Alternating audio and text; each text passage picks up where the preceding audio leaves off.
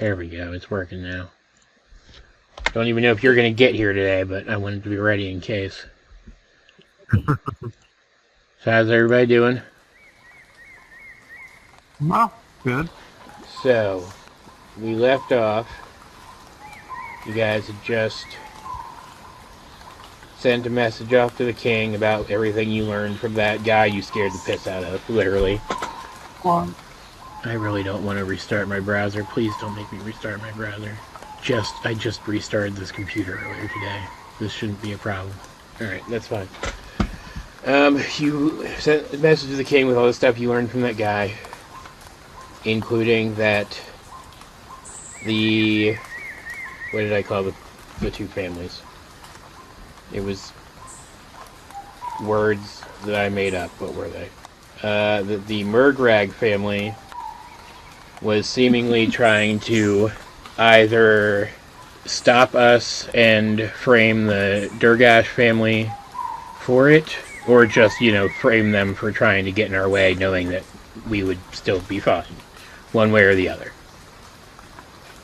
Yeah. And we also sent back, I assume you guys also told him that we're pretty sure the leader of the rebels, the woman who's kind of taking control of all the rebel factions, is his daughter, right? Yeah, I'd say we'd say that. Okay, good, because we're going to get a response from him today. Oh. So you camp out for the night in Johan's home route, which is an actual item. You can check it out if you want. It's pretty cool. Oh, yeah. Avoided eating the food that he cooked. I'm sure it's fine. You go like I would assume like probably Rolana's probably like goes to taste it because she doesn't know Johan as well, and Megan just kind of shakes her head. Don't. Oh, okay. Rolana thinks it tastes like home. Well, Rolana is very nice. He actually ate it? He actually ate it? Yeah.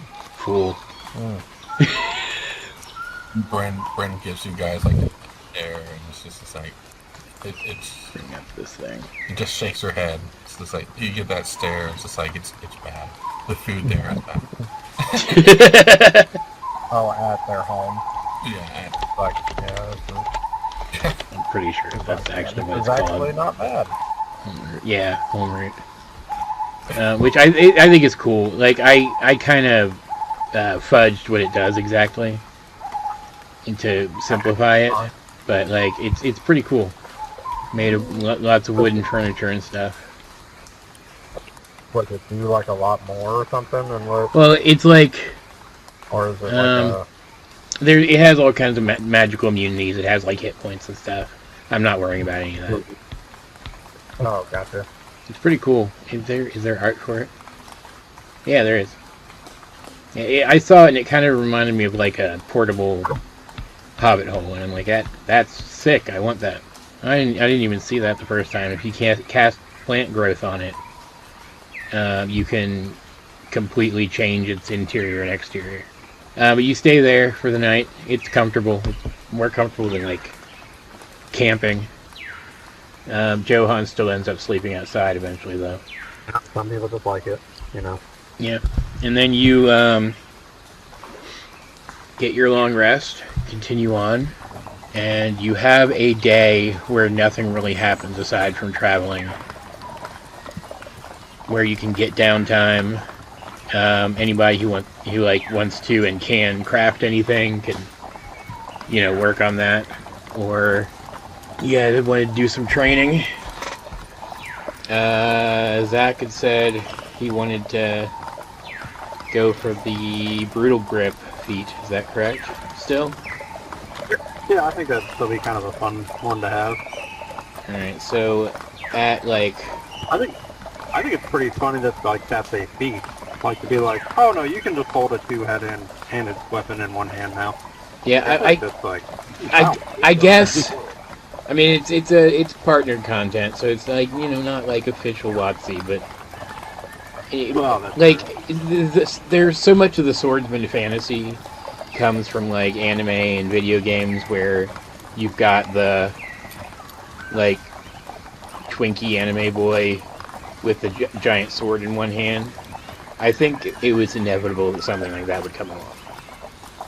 Oh yeah. Well, I like that there's the extended grip too, which is funny because I thought the extended grip makes your versatile weapons a lot better because you can like hold when. Yeah, and you can hold basically 2 long swords and all that kind of stuff. I'm like, wow. Yeah, there's a little bit of overlap between them too, but like you could take both of them, still get something out of both of them. I think that's pretty cool. Oh yeah. But it's that whole fantasy. I'm trying to look where we were talking about that, but like frickin' Griffin's saddlebag came out since then, and we were talking about that. Yeah, I do like the Griffin saddlebag. I guess one question I would have doesn't obviously have to be answered now, or even looked at now, but I'm curious on that shield, if Zack were to paint it at some point, how would you have it interact with his auras? Because it says, I'm trying to remember the exact wording on it, it's like, I think it's like friendly characters in your aura gain, or not in your aura, but in the shield's aura, gain your aura. And I guess, I think there's that name. I could just go back in our conversation, I guess. Yeah, I'm looking for it. I do like that they made there's a legendary one, but it's basically Captain America's shield because it bounces off of up to 3 things. Yeah, the one is the one that's like magnetic or whatever. Yeah, and then you can bring it back to your hand. I'm like, that's cool. Yeah, I was looking at new shields for Megan. Just because there's nothing wrong with the animated shield. It's a great item, but I wanted maybe something a little more like unique. And I saw that one, and I saw it would be a little less defense unless she's fighting a metal weapon, which is going to be most of the time, I would assume. Yeah. And then she could still have. Really sense for her because she has no range ability, right? She has finger guns, pew pew. Oh yeah. And she has the same hand crossbow that they issued her at the guard post in Dragon Watch. Like it's a base. I think it's like maybe it's got like +1 on it or something. But yeah, so there would be that. I also saw. What was it? Aegis of Radiance?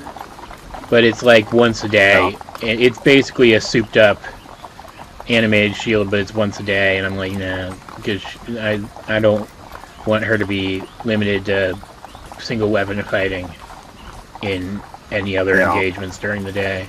Well, it just makes sense now, like visually, obviously, like if I don't want to imagine him having a bulky shield, but like you kind of need, like, I think the Aegis of Radiance is really cool, and I think what's really insane is that there's that item that lets you platoon with anything.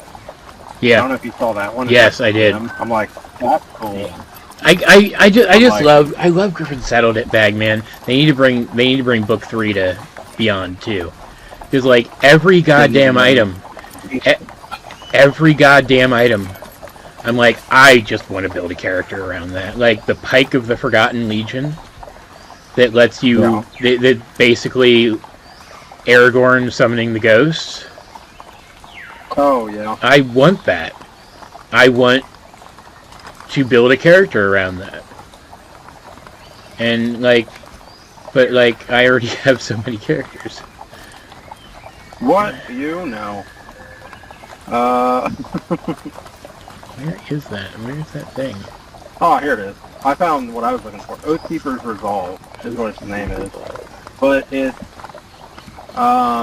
when you doff this shield, or by using an action, you can speak the shield's command word and throw it to a friendly creature, if they have hand-free, or an unoccupied space within 30 feet of you, causing the shield to radiate with your holy resolve and light. The shield's light becomes suffused with divine intention, causing bright light within 30 feet, and dim light for an additional 30. This holy light lasts for 1 minute, and any friendly creature within the bright light gains the effect of your paladin's aura. That's awesome.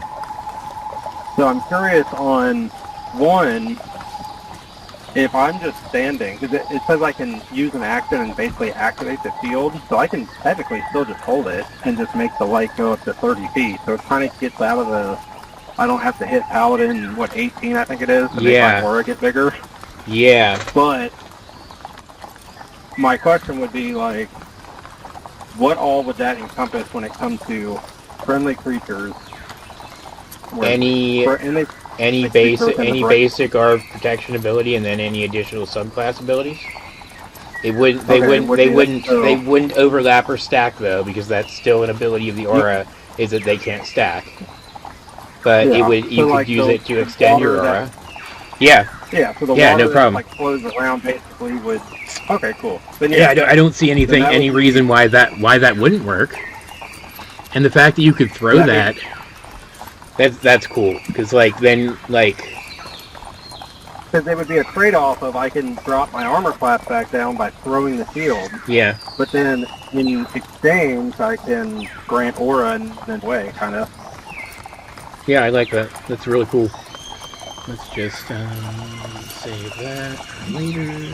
And I feel like I go through the Griffin Saddleback and and just the official content. I feel like there's just not a lot of Paladin-specific items. No, there's not. Compared to other classes. Where is that Aegis Radiance? I want to look at that again. Because it's purely a cleric item, and I, on a whim, made her a partial cleric for some reason. She's triple. That's right, she's a triple class. Yeah. And I'm like, there should be something here where you can expend channel divinity to use it again or something. It's you're the DM. Yeah. Well, maybe it's only a rare item. It's only a rare item. Maybe I'll say there's an upgraded version that has that ability or something, and give it to her eventually. I might do that because it's really cool. It's not that much more powerful than the animated shield. Well, it's pretty much the animated shield. Yeah. It's you can either hold it to get 3 AC, because the animated shield is just the 2. Yeah. Right? I don't think it's got a boost. So, right. Yeah. So you can hold it for 3, or you can have it scatter, and then the only difference is that undead creatures have disadvantage. Yeah, and we don't that's right. Yeah. Yeah.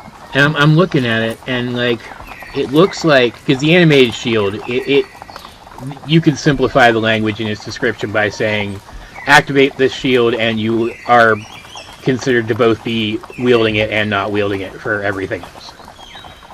Yeah. It doesn't look like that. This one does that exact same thing. You would still be considered to be wielding a shield for additional stuff, but you would lose that additional +1 to your armor class. Because you're not physically holding it, but that's still fine. You still get the +2 then. Mm-hmm. I don't know, I just like it. I'll think about it. It's kind of like an upgraded animated shield to an extent. Yeah. Kind of. Except so once per day, as written, it's once per day, and it's I think that's really it. Do you have to? Is it a? Oh no, it's still a bonus action. Yeah. Yeah. Well, Relena likes a lot of daggers and a lot of scythes in the new Griffin bag. So. What was the one I saw? What was the scythe I saw? It was there's Gloom or something like that. It's the one. It's the sickle that extends into a sick scythe. Yeah. Yeah. Yeah. I thought that was sick. I'm just oh, gosh. Okay. It is called Snuff.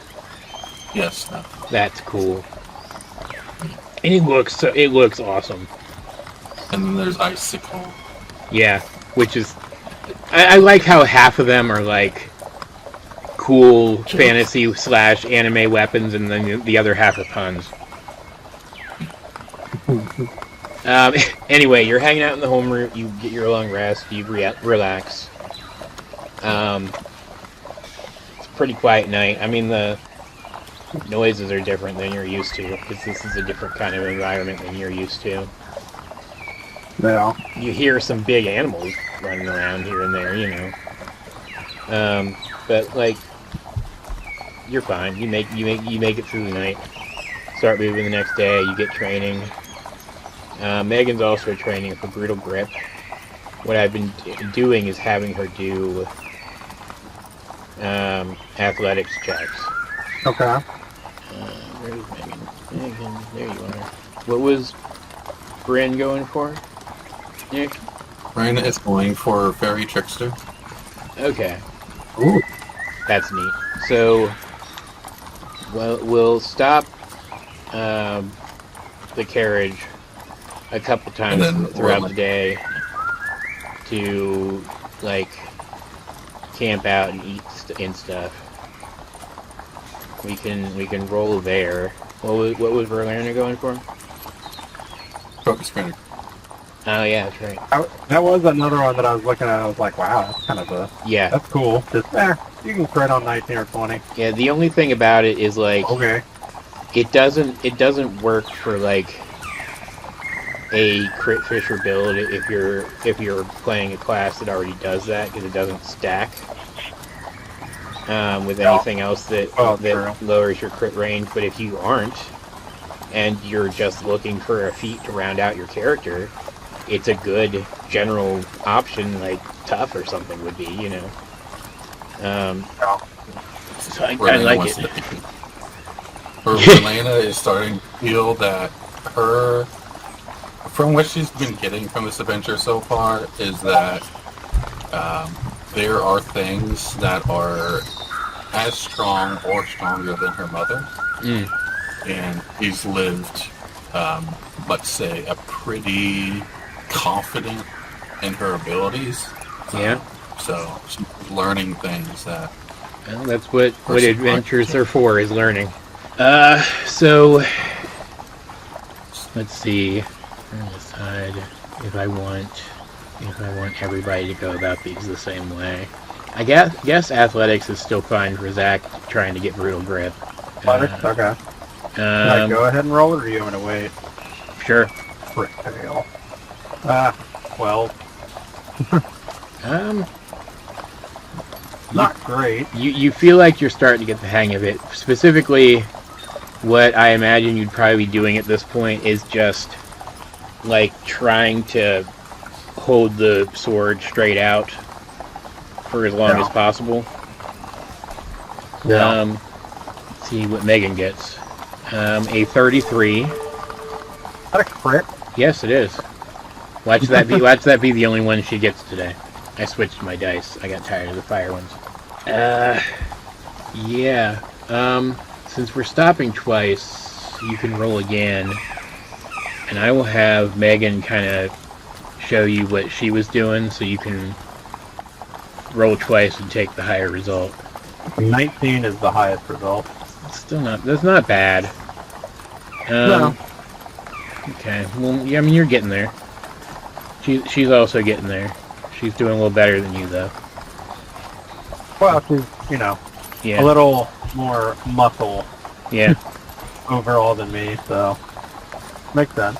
For Brynn, I guess, what does Fairy Trickster say exactly? I'm more interested. There's an ability that you can, terrain doesn't hinder your movement, but the other ability is what I'm interested in, the Flustering Strike. Yeah.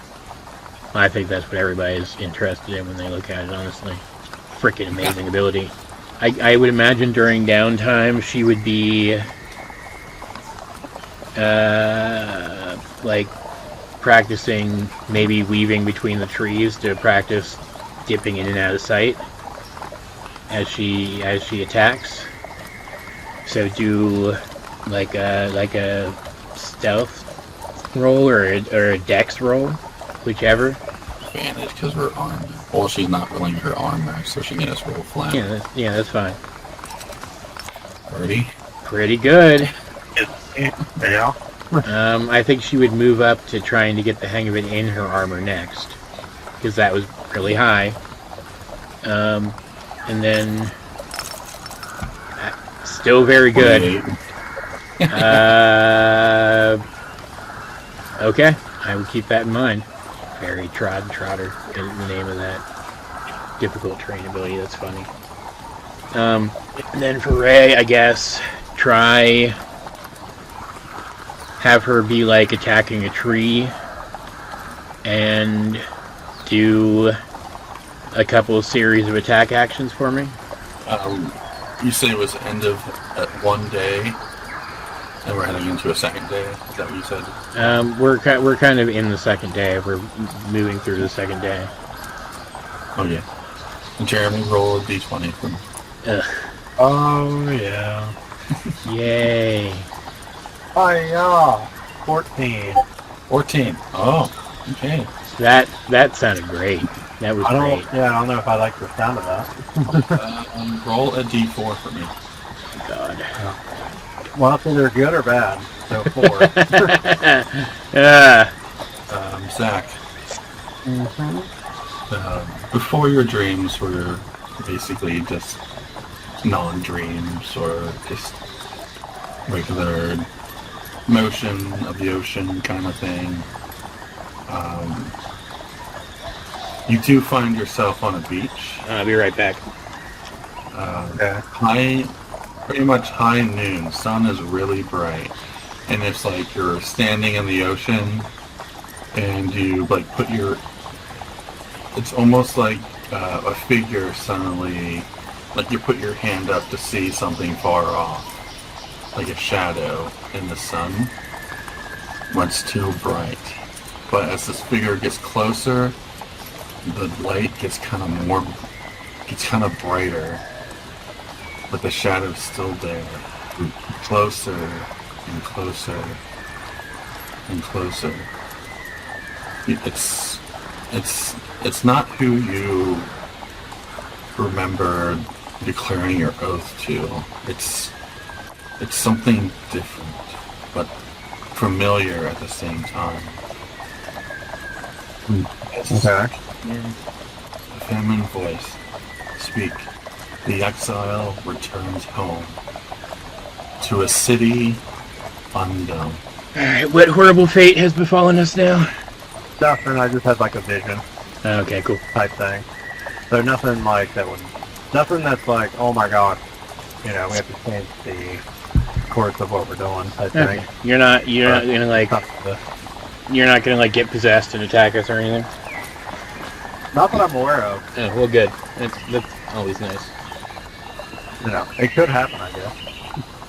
Let's do something different for Lana than what I was thinking. Let's have her roll some d4s and try to get close. Try to get close to the same number. Company. 2 per attack she can make, and then do that twice. Since we have 2 periods of like rest throughout the day. I can't see. Should I be in the map to see? You could be on your character sheet too. I would assume. Oh, game log. Okay. 3 and 1. Alright. Let's see. That was 1. She can technically make 3. Alright. Keep going then. You can make 3. Again, here's a 2. 3 and 1. Yeah. Oh, I did that. Brynn.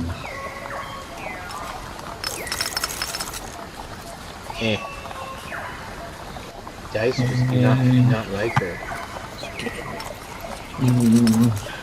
There we go. 6.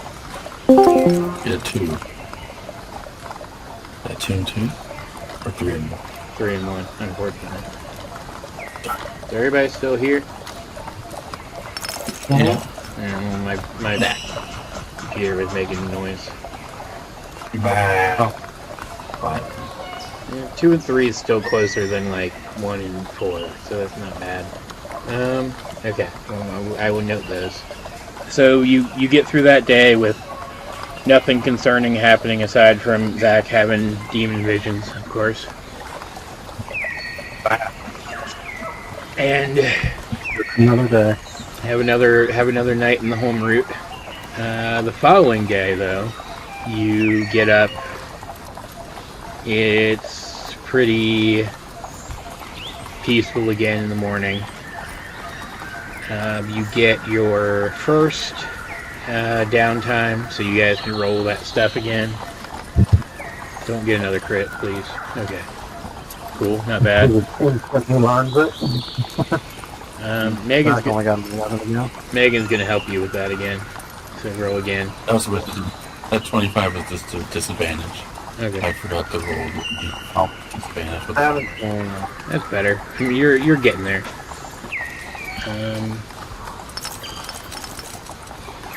Nice. Hey, 3 and 3. Very nice. Give it to her. She got it. Nice. Okay. And you spend some more time traveling. The dogs are kind of running alongside the cart. Zack's riding with Nen. Darcy's trying to convince Johan to let her ride on the horses instead of it on the cart. And as it's starting to get a little dark again towards the evening, you're about ready to stop again and like have dinner or whatever, when you notice, and keep in mind that the king had told you as you're heading further north to not be hasty in like going into towns, because you might end up someplace that's sympathetic towards the rebels and doesn't really want outsiders around. But you see, you start to hear voices, maybe some music playing, and you can kind of see through the gap in the trees that there's a town up ahead. Johan is going to recommend that you kind of turn a little further east to avoid it. You don't really need to go into town. You have all the supplies you need. Unless there's any reason why any of you guys would want to go in there, I think that would be the suggestion. It seems like a relatively small town. Wait, that would be like, as in you want us to go in there? It's up to you. I'm just giving you the choice. Oh. I mean, Zack's pretty alright just kind of not going in unless everybody else wants to, but this is, we're not really looking for anything. Do we know anything about this town? I mean, the king gave you some maps. You look at it, it looks like it's just a small town that it fishes out of a river and does a little bit of trade with people who are like kind of dumb enough to want to venture into those wastelands for whatever reason.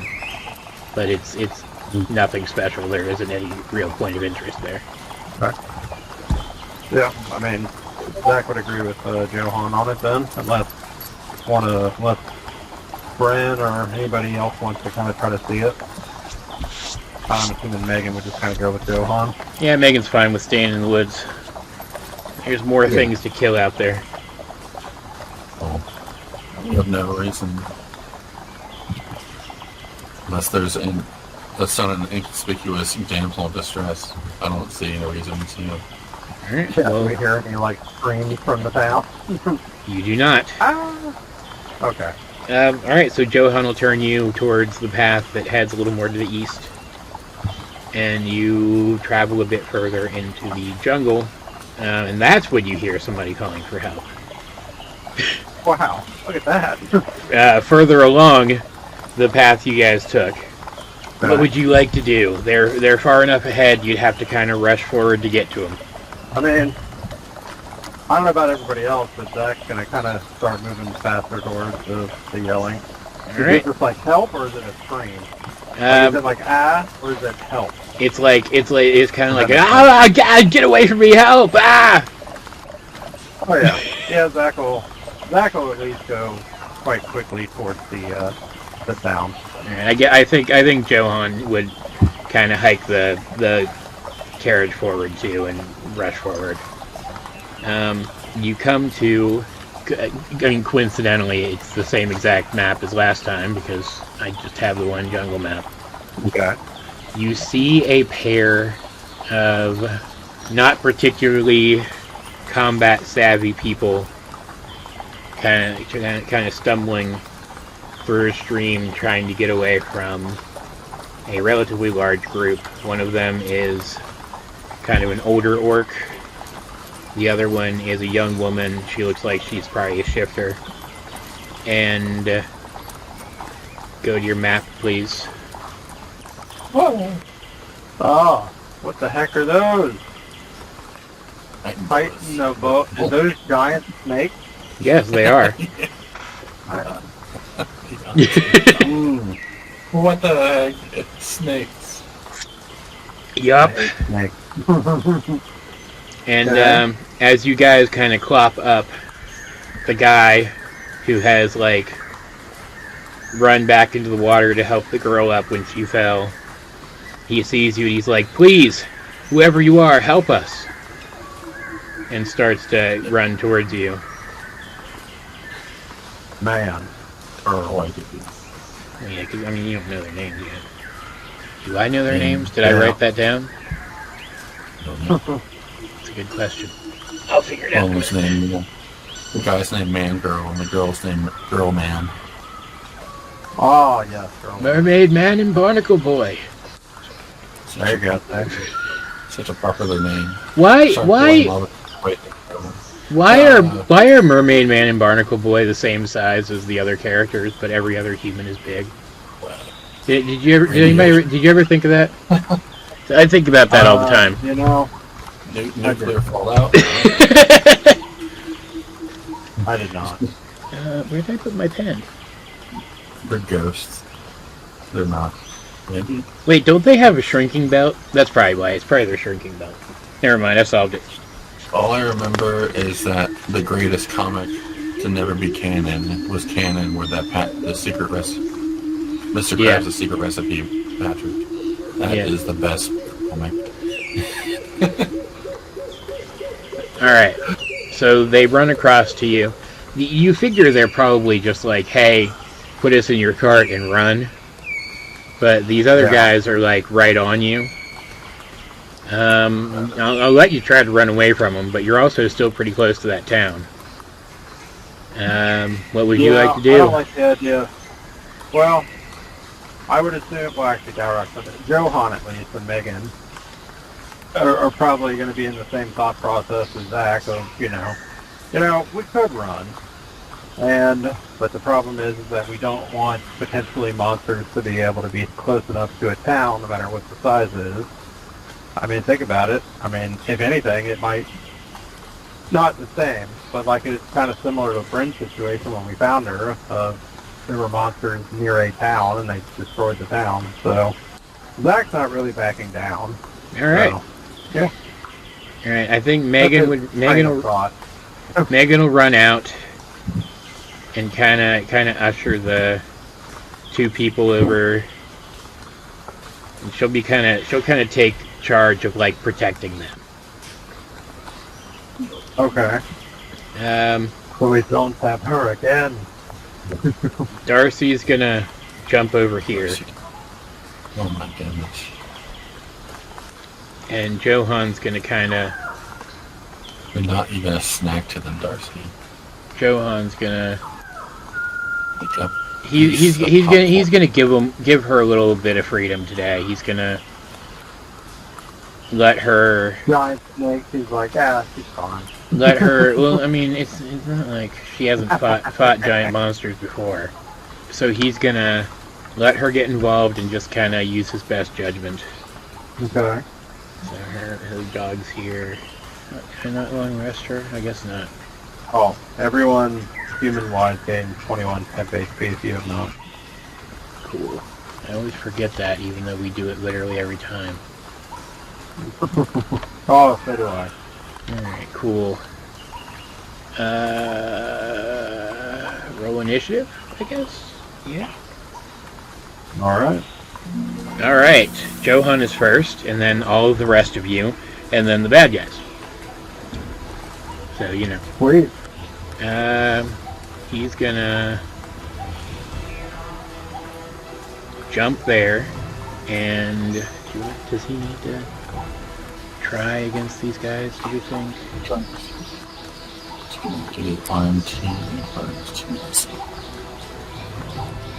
I think he would probably try to hazard these guys a little bit. So let's do... Did I prepare spike growth today? I really should have. I knew what we were doing. It's like you knew what was going to happen. Yeah. Yeah, I did. Okay. Spike growth. Put it kind of there. So those guys definitely have to move through it. Some of them anyway. And does he have any bonus action things he can do that would matter? Yes, he does. He's going to shillelagh his wooden sword. Berlerner's turn. God. How are the horses doing? They're fine. They're maybe a little spooked by everybody running around all of a sudden, but they seem okay. She's just gonna do something basic. She'll just put a hunter's mark on that one right there. Nice. But she's gonna do a crossbow disadvantage. You can't reach it yet. Yeah. Still hits. 7, 8, 6, 13. Okay. Then Pretty she's good. gonna attack again.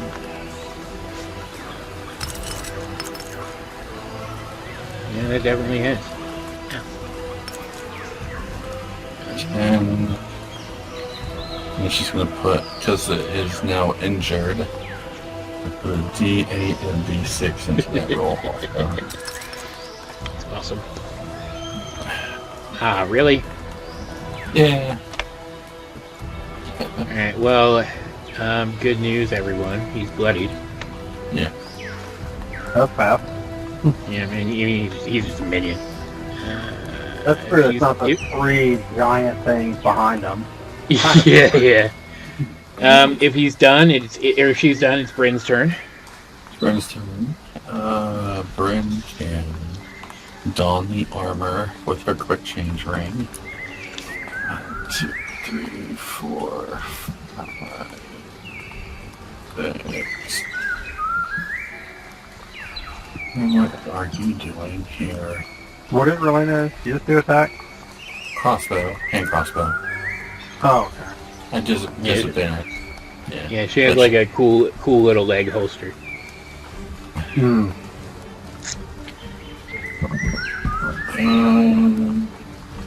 She'll go ahead and use Force Blast on the one that Relena injured. That might just blow him up, so that'll be interesting. Okay. That blows him up. Okay. And then... one moment here.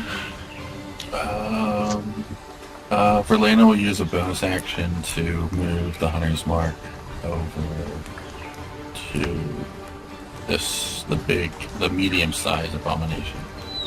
This thing, yeah, okay. A Huan P abomination? Yeah. Oh, there's 2 of them actually. There looks like a single head, and then there's the, other one. Yep. Slice its head off. Quit with the head slicing thing. That's it. Alright, Zack is up next. Ooh. My turn. How much damage did you deal, Nick, to kill that thing? Just curious. Oh, About how much? He dealt 46 damage. 30. Oh, okay. Oh, never mind. Pretty good amount of damage, actually. Zack will... Well, he hasn't done this in a while. Let's do that. He is going to move up What's the... And the penalty if you're knocked out, but I'll use it next turn. If there is a next turn. Yeah. He'll go up here. And then he will brandish Tiebreaker and then cast Tidal Wave from it. Okay. And he will hit, so it's 30 feet long, 10 feet wide, 10 feet tall. So he'll just shoot straight in front of him, so he'll hit the Brood Guard, the Abomination, and the Titan Amova. Oh yeah, I forgot you can draw. Nope, not that. Overlay. Does it only do a square? That's stupid. That's kind of weird. Oh, there it is. Yeah, there we go. So basically, yeah, like right there, yeah. Do you technically, when you're designating the target for something like that, you have, like, rules is written, you don't have to, obviously. You don't have to do anything in D&D. But rules is written, you're supposed to select the intersection of spaces. So, and then, so like, lightning bolt, for example. Most people are like, oh, that's not as good because it can only hit things at a 5-foot line. But you're supposed to start like what I've done here, on a corner. So even though the line is technically only 5 feet wide, it's hitting a 10-foot line, like a 10-foot wide line.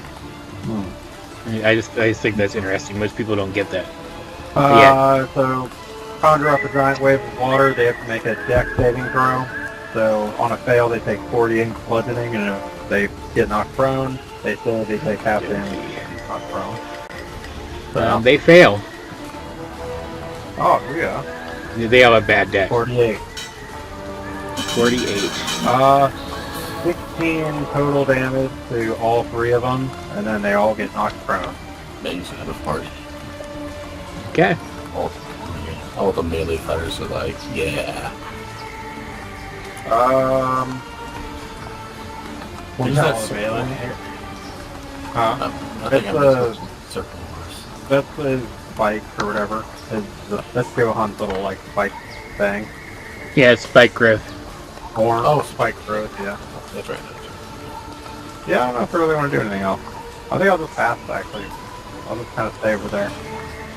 Megan, then, she is going to use her daily casting of magic missiles. Oh, magic missile. Pew pew, pew pew. Yeah, could be worse. She's aiming it at this thing. So,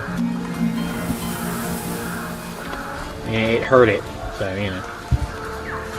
Otherwise, she's just going to kind of, like, start ushering these guys back further.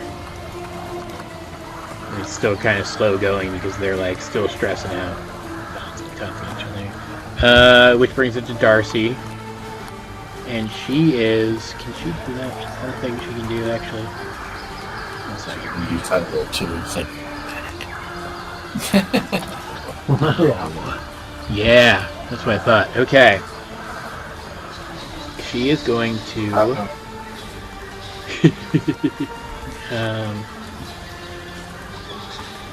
jump there. Then run up there. So she's gonna swing at the big guy. Well, no, hold on. Let me make sure I can actually do what I want to do. Yeah, cool. She's gonna swing at that big guy right next to her. What is this thing? Oh yeah, she's probably gonna hit that. Probably. Yep. Doing. Could be better. 9 and what was the other one? D8. So 12 damage. Not awful, but you know, not really good either. And pushes it. 10. So it takes. That's the wrong dice. Hold on. An additional 9 damage from the spike growth. Hey.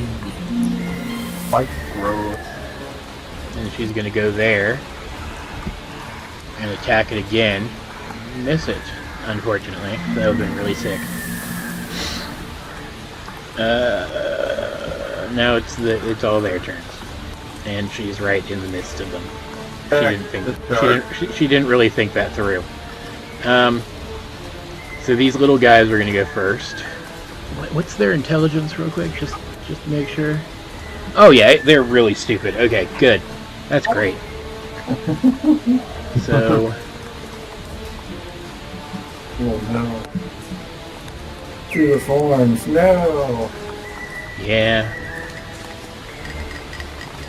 Well, they did that new thing of Fear Factor. And there's Johnny Knoxville, the host. Interesting. Huh? Was that interesting? Yeah. I was just like, you know that Johnny Knoxville would do anything that those guys were doing, but he's just so old that his body would probably fall apart if he tried. Yeah, at this point, yeah, yeah. His body's like probably like glass at this point. His doctor's like, you can't do it anymore. Johnny, Stop! One of them does reach Zack and attacks. Okay. Ooh, and gets a 21 to hit with its bite attack. Yeah. It'll do 3 damage. It'll do 3 damage. And it's gonna attack.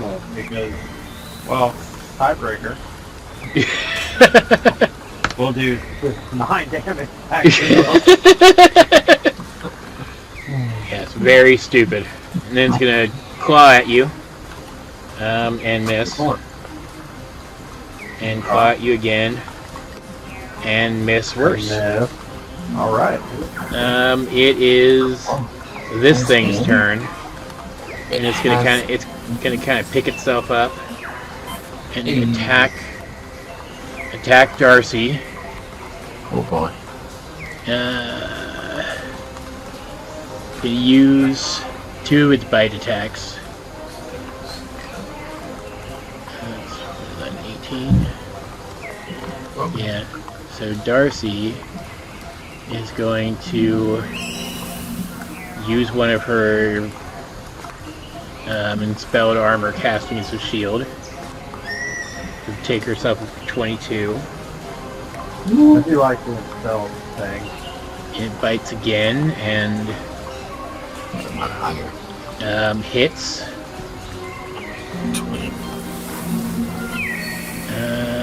For this thing actually gets kind of hard.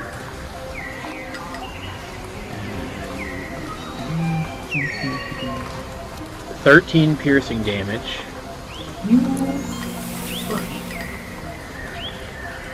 And 7 poison damage. That's pretty good. It almost sitting up there. Almost got rid of all of her temp HP.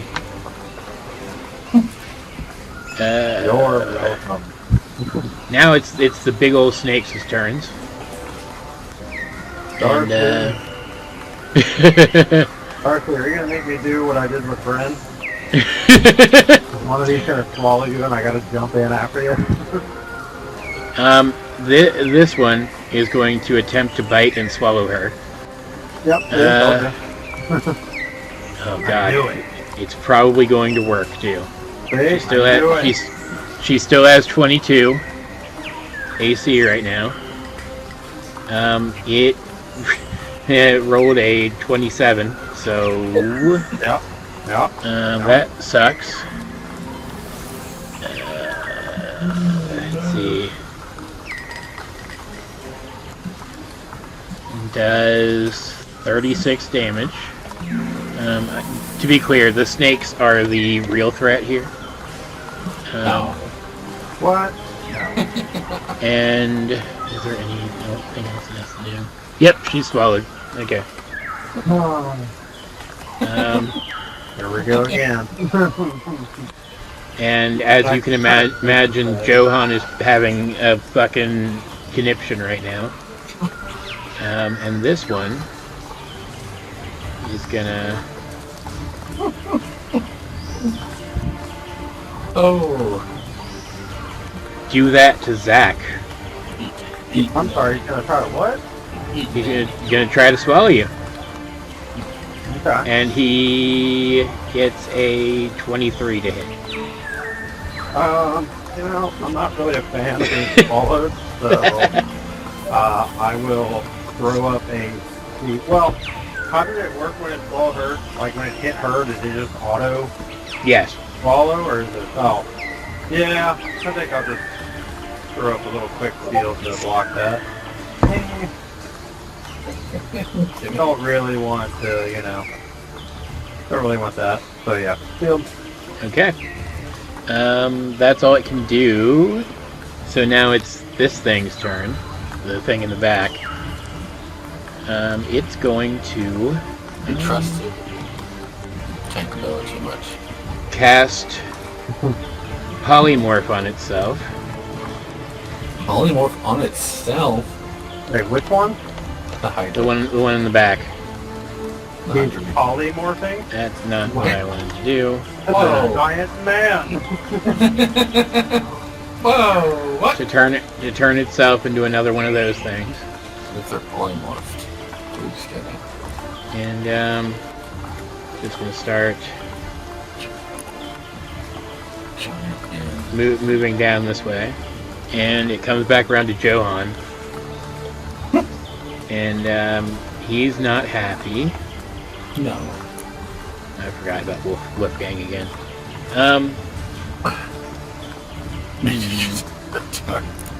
What would Johan do? I think he would. WWJD. What would Johan do? I think he would. He's going to activate his contingency again.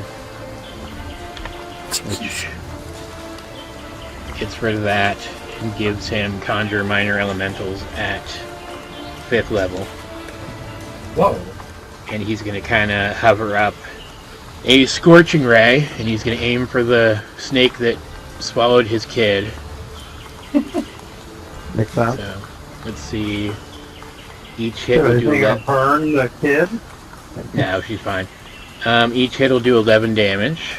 So that's 6 shots. Yeah. Alright, those are all hits. And then... so that's what? 66 damage? Plus... Nice. That is a ton of dice. Yep. What is all that from? His conjure minor elementals. Mmm. So... is there any way for him to do a tiny bit more damage? You have a bonus action that can deal damage. Oh, wait. Hold on. There's more. Todd can't get all the way up there. Oh, wait. Yes, more. I guess not. Rolanda's turn. Is there any stipulation to that thing, like, spitting her out? Oh no. That's what I thought you were going for when you said how much damage is it going to do. I thought you said. There usually is a stipulation. Yeah, it has to be... yeah, it has to take damage from the swallowed creature. Oh, So, like, bursting their way out. Yeah. Okay, that's fine. It's almost dead. It's like on its last legs. He basically blasted it apart. she's going to take 7, 8 on her way to her prey. She's 6, going 7. to attack. Yeah. You said 6, 7, Nick. I didn't know you were Gen Alpha. Six, 7. She's going to attack the small for now because she can't quite reach her target yet. That's fine. She'll probably kill it. 27. That is 16. 10. 15. Yep. She bloodied it. Bonus action. Oh, I could have done that, but that's fine. Oh, you could have quickened a spell. Johan could have. Oh, Yeah, whatever. It's fine. It's not like Okay. in universe he's like waiting an entire multi-minute round. It's like 6 seconds, you know. Yeah. So It's all Yeah. him it's all him taking the same like extended action. But this means that he used up his trump card already because Darcy was a freaking idiot. he's just a child. Yeah. she's actually going to use Nature's Veil, and she's going to give herself as a bonus action the invisible condition until the end of your next turn. She is invisible. Yeah. As I apply the most non-invisible aura rendering possible. That happens. I guess it's Brynn's turn next. Yep. It's like, I know. It's like they get swallowed whole by something. Yeah. Brynn would be able to see though that thing's almost dead. 4, 5, 6. I think that's a hint for something, Jackie. We want to attack it. I mean, if she wants to. She'll go ahead and force blast it. But Alright. the one that Yeah. Darcy, just because that is a crit, I believe. Okay. Yes, it is. It's dead. Like it's not possible for her not to kill it. Yeah, 27 force damage. Hey, trauma. Shared trauma. Okay. Is she doing anything else? But it's the kind of bonus action. Not any that she needs to know right now. So, Alright. that is her turn. Zach. Oh yes. Well, there's a giant snake next to me. Do I want to attack it or nah? I'm going to, or should I say hen? Yeah, 16. Base step. Wait, no.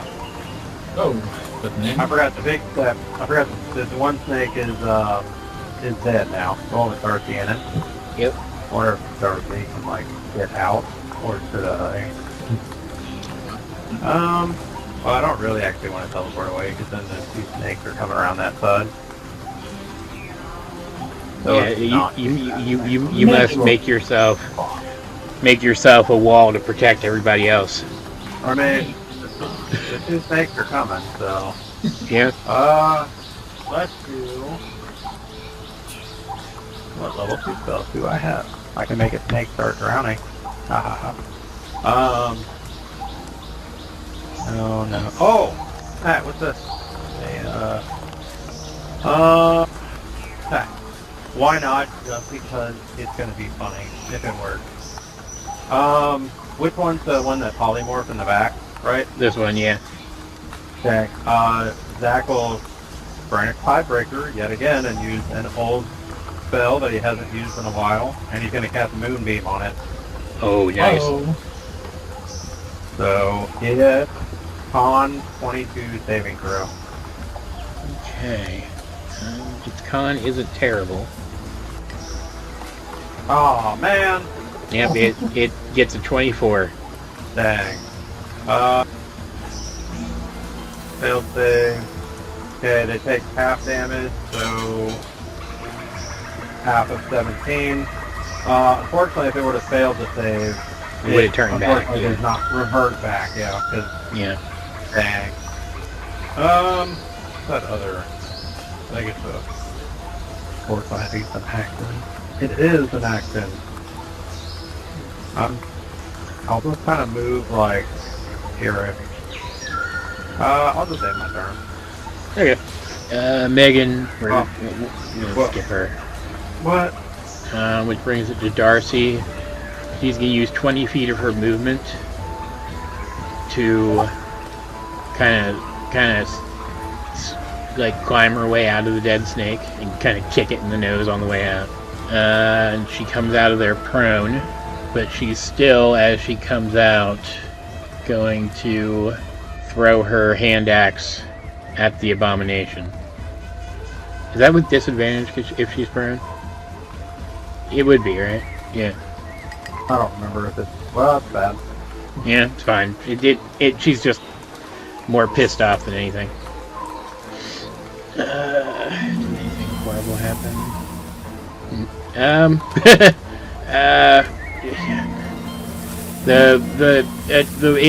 When the axe returns to her, it hits her in the head.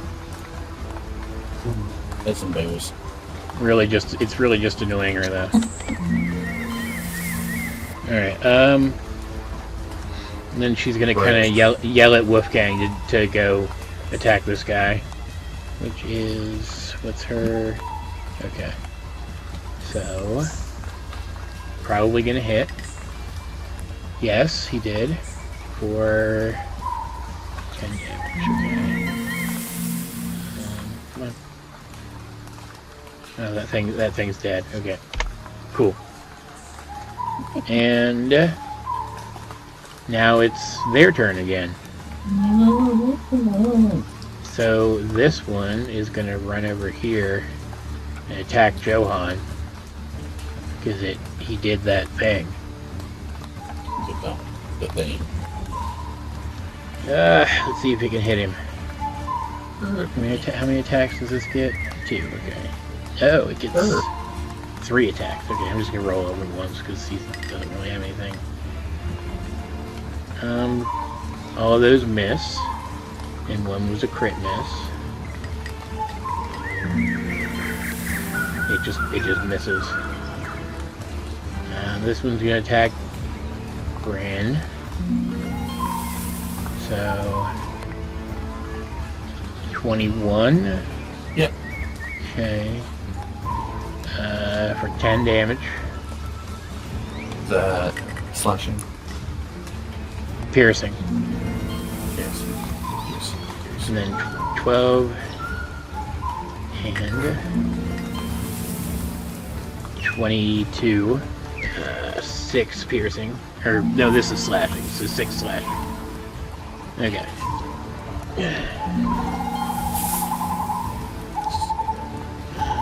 Are there any more of those guys left? Yes, there's one left. Okay. Attack Zack. 10 and 6. 14 misses.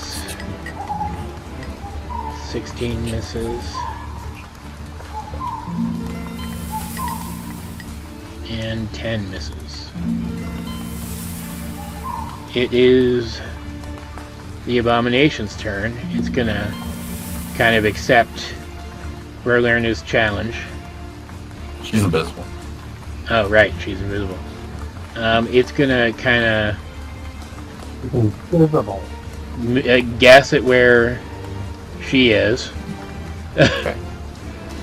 I think it's gonna know it's gonna suspect that she's still kind of in the area, and it's gonna move up here, and it's going to use poison spray.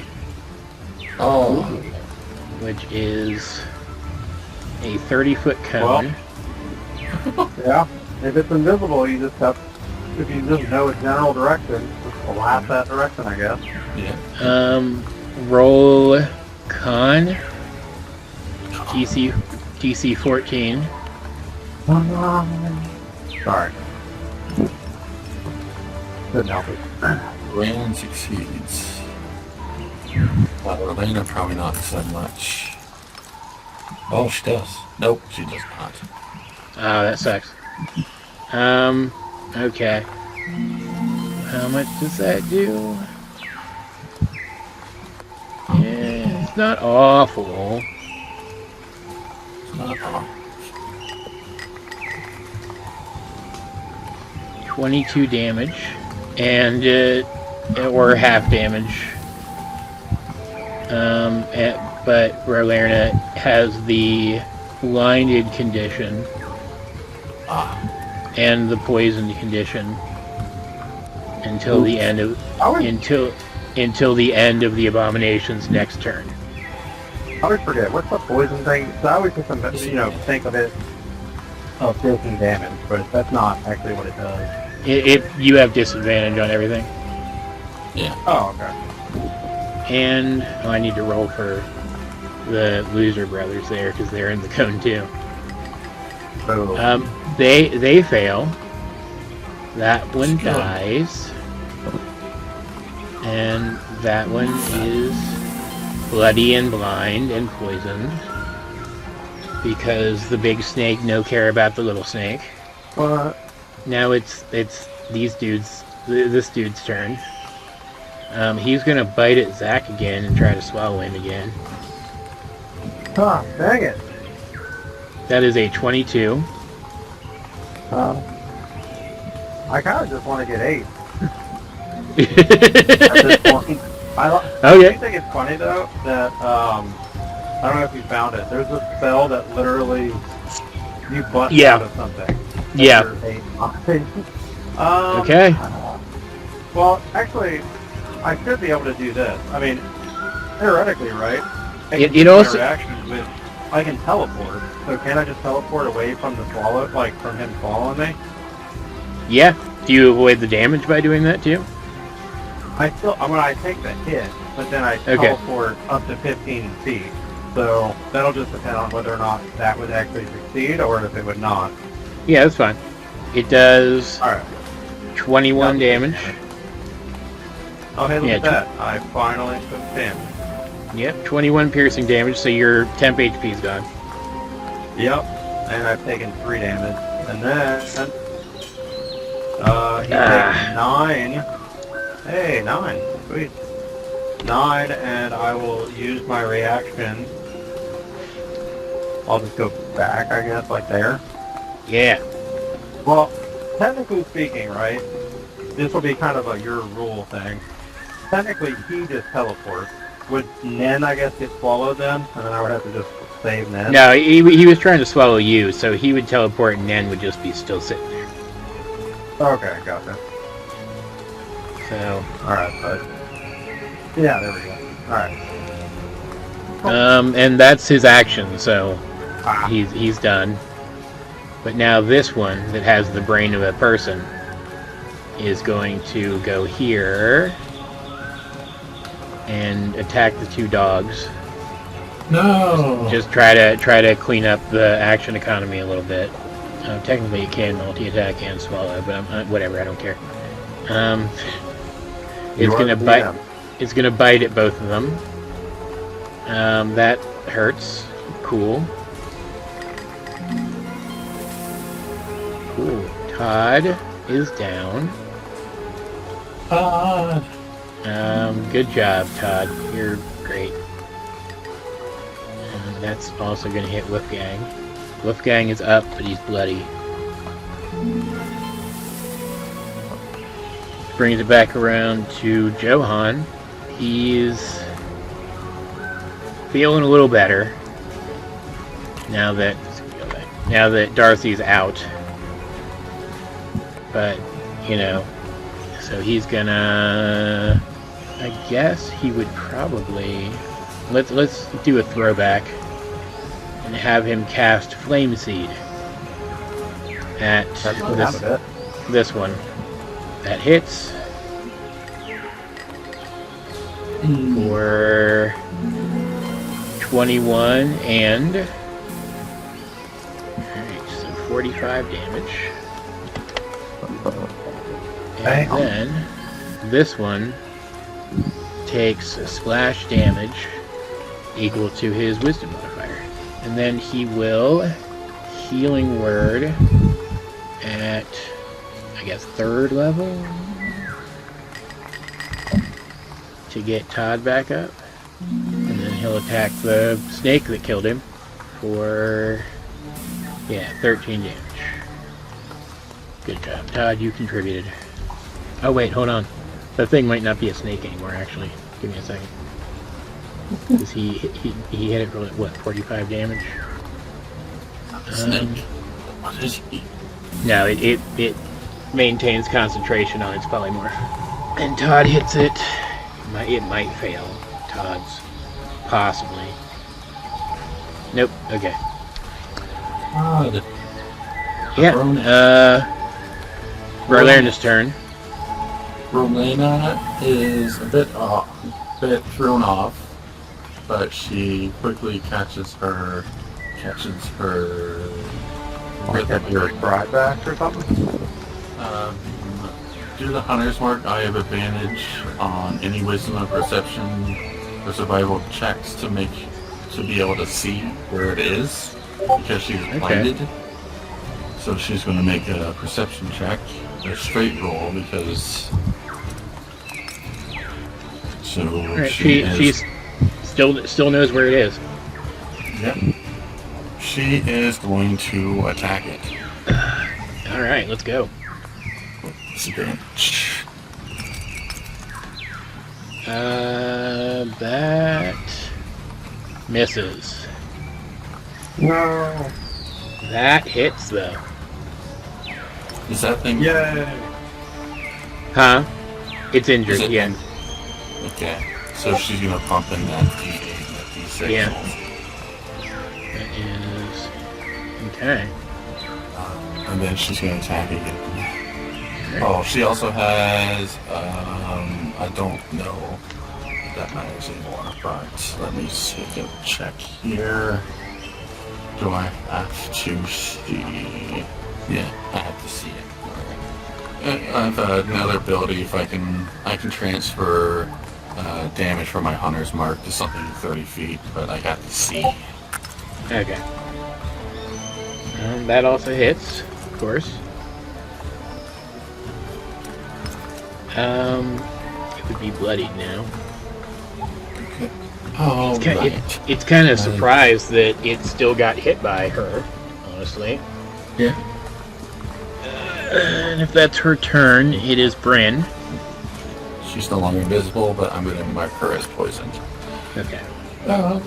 Yeah, just until it rolls back around to this thing's turn. But it also, let me just go ahead and roll it now.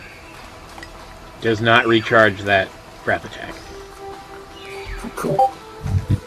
Brynn, let's see, Brynn. Johan probably has that thing under control. You probably need to be big snakes under control. Yeah, probably.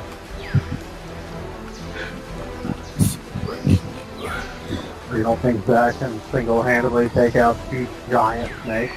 Well, it could do some help. I mean, she's going to help. No, I'd appreciate it. I mean, it's not that shit. Trust Zack. Oh, no. I appreciate it. Yeah, I mean, one of them is hardly hurt. One of them is hardly Yeah. hurt, and the other one will eventually turn into an undamaged monster. So, like, True. How to do this without hurting everybody in the 15-foot cone. 15-foot or centered on self.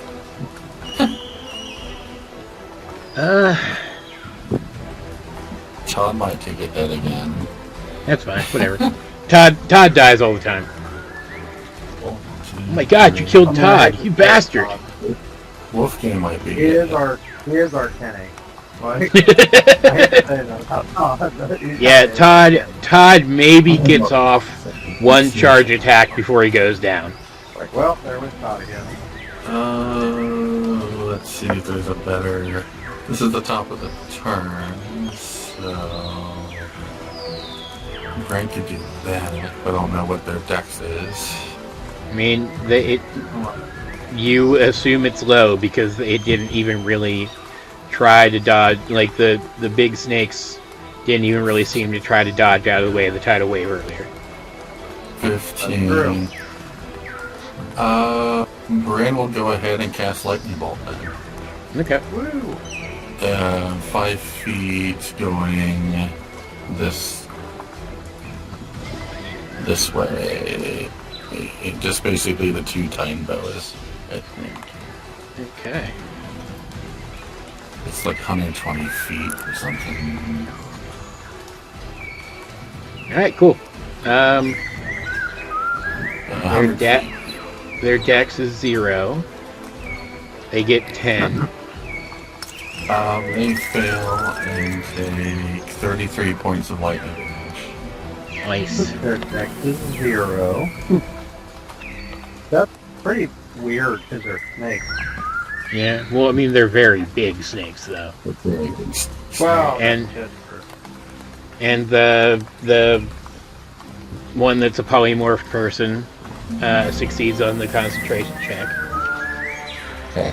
You know, That's sucks. true. All we just need to do is hit him in the face once, and then as long as you hit him hard enough. That's Brynn's turn. Zack. I feel that's I helped. Oh, it's my turn? Yep. I feel that's when my help amount of damage. And I Yep. helped. I mean, I it's have good, not good, actually- good damage. Yeah, I have not attacked yet. Should I just keep that going? That'd be fine. I like how every encounter now, Zack tries to come up with some interesting way to win by not doing the normal stuff. Just not swinging at the word, just bam, bam, bam. You know, just kind of, change that up. You know what? I'm gonna keep it going. Why not? Whatever one's the polymorph one.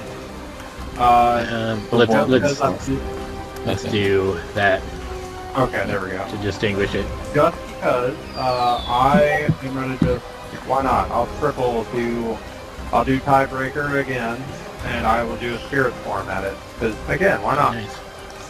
So, charisma saving throw this time. Oh wow.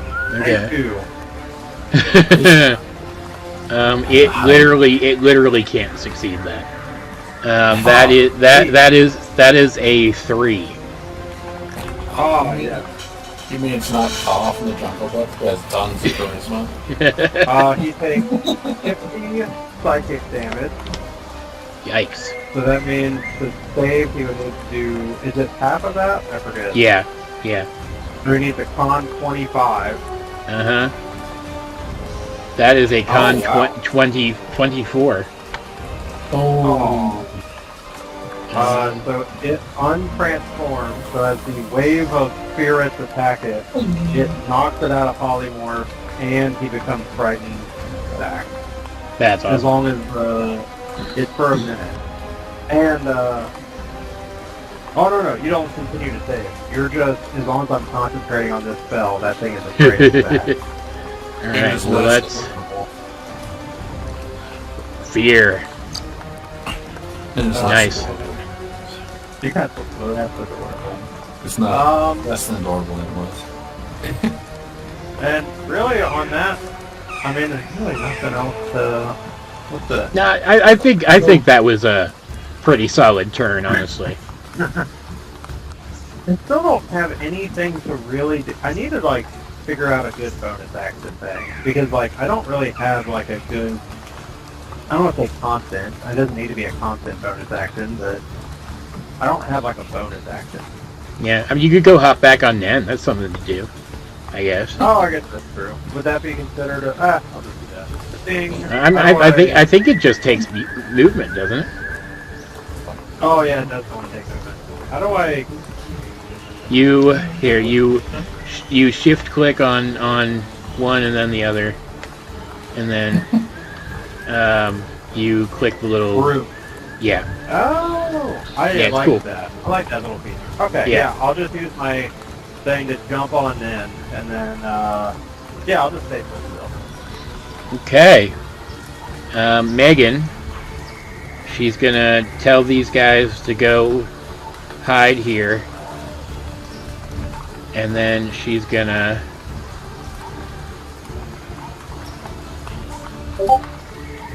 These guys pound sand.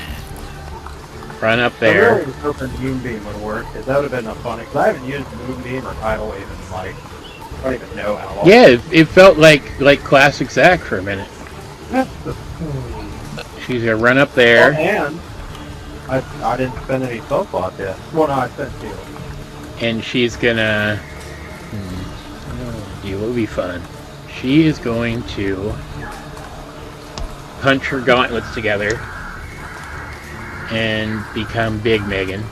I kind of forgot you could do that. Has she done that before? Yeah, a couple times. Oh, okay. Kind of forgot that she did that. Big Megan. You can group. That'll be fun to fight her again one day. Yeah, you can group these things too, which is pretty cool. And she's going to. Oh no. The orange top or Yeah. purple. Yeah, and she's going to swing her fire sword. That's something so small, but yet so nice. Yeah.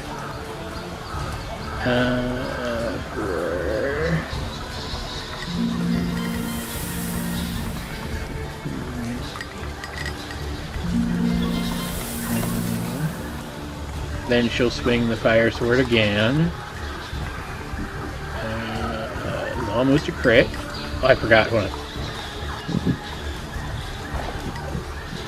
It's reaction damage because she's invigorated. Was that a hit? Yes, it was. I feel like they should just make a button on the map that literally just says alarm for dude. Because I mean, that would be kind of nice to just click a button to make them do or not. And then she swings her whirly sword. Whirly sword.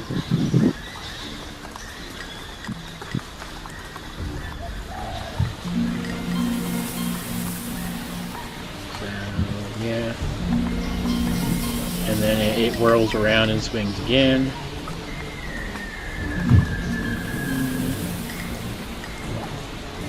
Okay.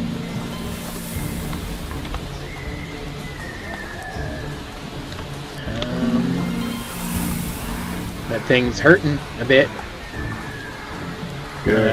Darcy's turn. She's going to stand up and jump over here. Here. And she's also going to attack that thing because she's still mad about being 8. She's taking it well. But it's not, it wasn't that one. No, but it looked like it a second ago, so. Oh, that's fair. She's taking it. Yeah, I You guess. see though?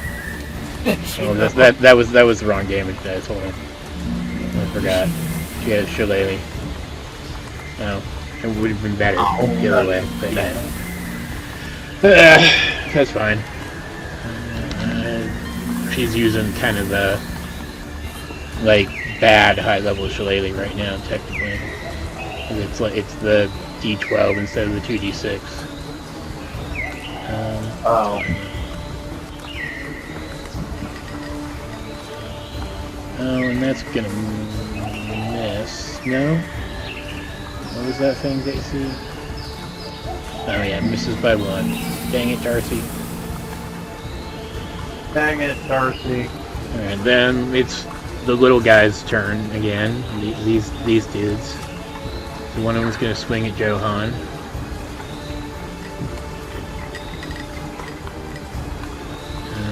Those all miss. Now the other one's gonna swing at Zack. That's a 7. 7 doesn't hit, right? No. Just need to make 30.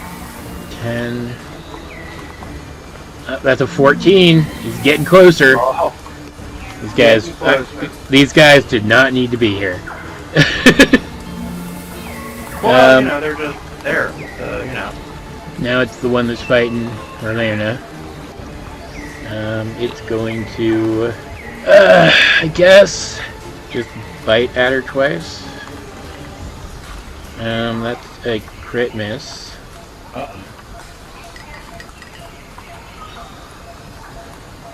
It just misses.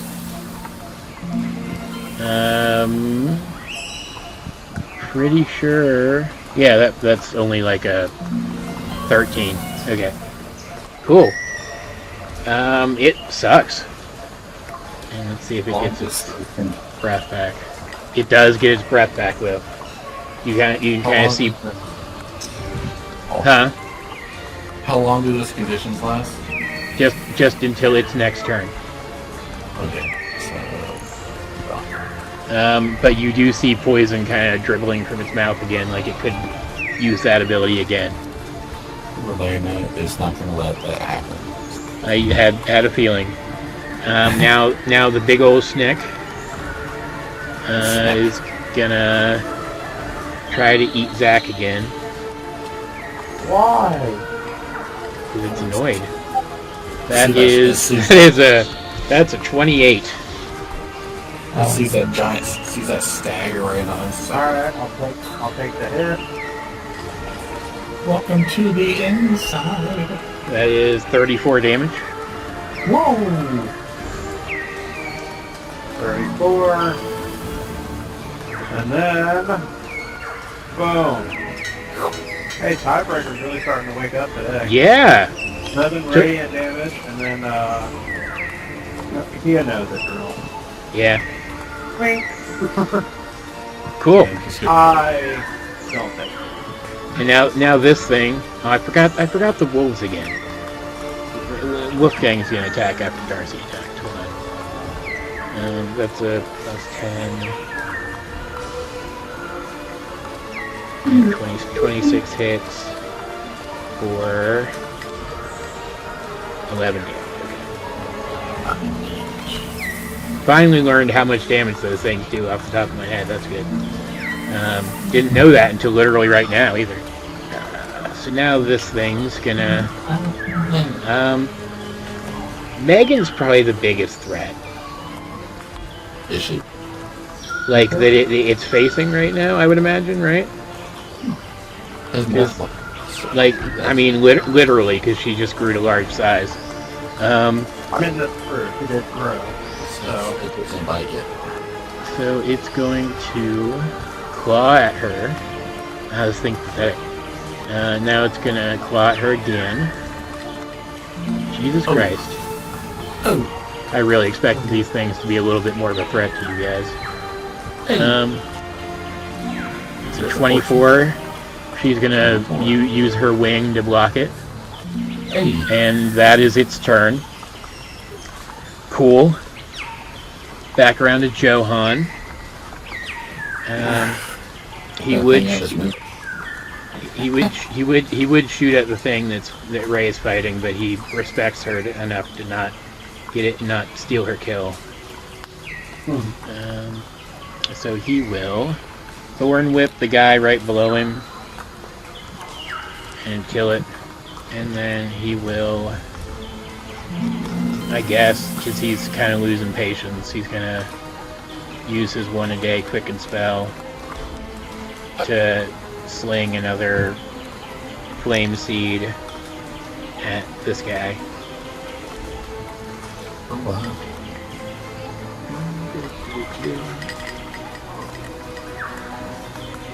Oh, wow.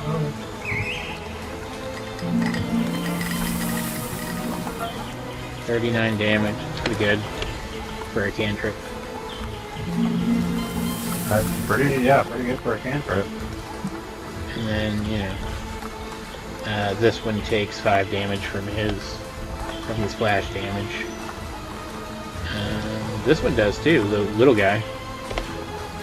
Cool. Hey. And Todd will just bite this thing. That's what, a 14? That misses. Alright, good job, Todd. Todd, you need a running start. Oh wait, Todd has multi-attack now, never mind. Yay, good job, Todd. 14 damage. Not bad, buddy. You're still relevant, kinda. Brynn. Let's see. Where did my pen go again? There it is. Okay, God.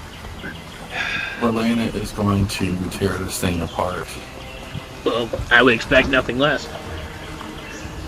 Let's go team. Yeah, she's right. Sorry, that's right. Yep.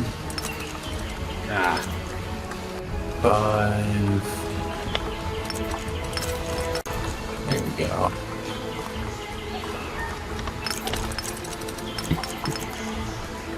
That hits.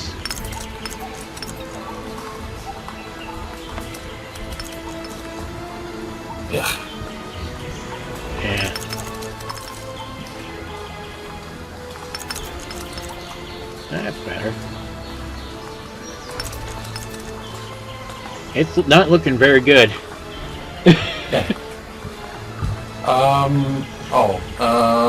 The first time it attacked, it is going to transfer 3 damage to the anathema.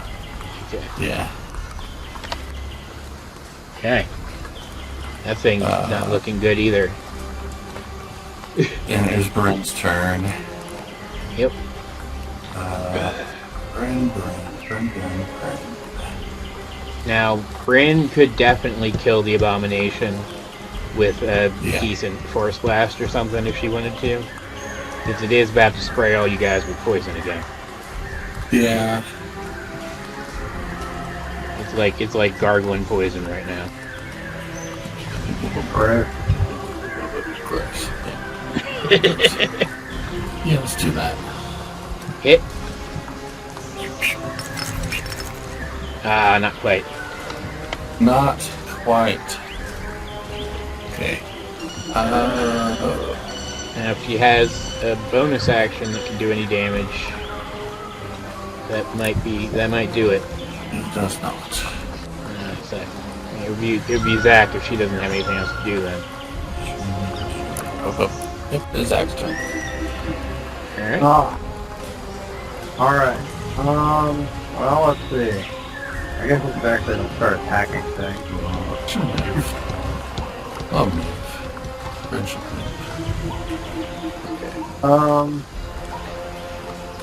And then say, down away.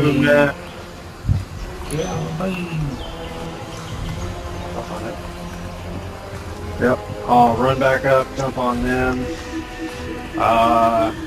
And I'll attack this root guard that's still here. He's like, man, I'm doing really good. Do I have advantage since Megan's right there? Yes, you do. Do I need advantage? You probably do not. 26. Yeah, that definitely hits. That deals 25 damage. Okay. Plus 6, so 31 damage. He's dead. Oh, okay, cool. You slice him in half and he falls over dead. Let's see. I mean, since I reduced him to 0, I'm not going to do yet, but I can make another melee as a bonus action. So I will regular attack. Well, actually, no. I'll go. Yeah. And then I'll just attack with advantage against this thing with my regular attack. That is a 32 to hit. Yep. That is 15 plus 5, so 20 slashing, 6 force damage. And then as the bonus action, I will take another attack on. Awesome. Yep, 30. Yep. I accidentally rolled, oh no, I rolled damage, that's fine. 19 plus 5, so 24 plus 3 force damage. And yeah, I'll just end my turn there.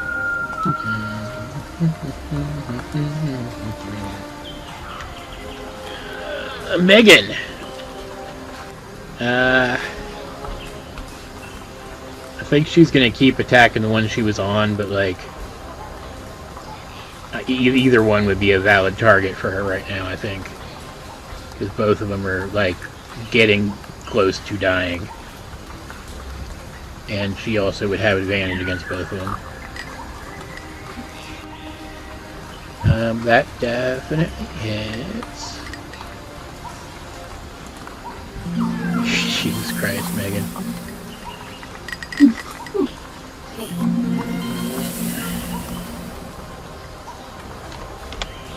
Cool.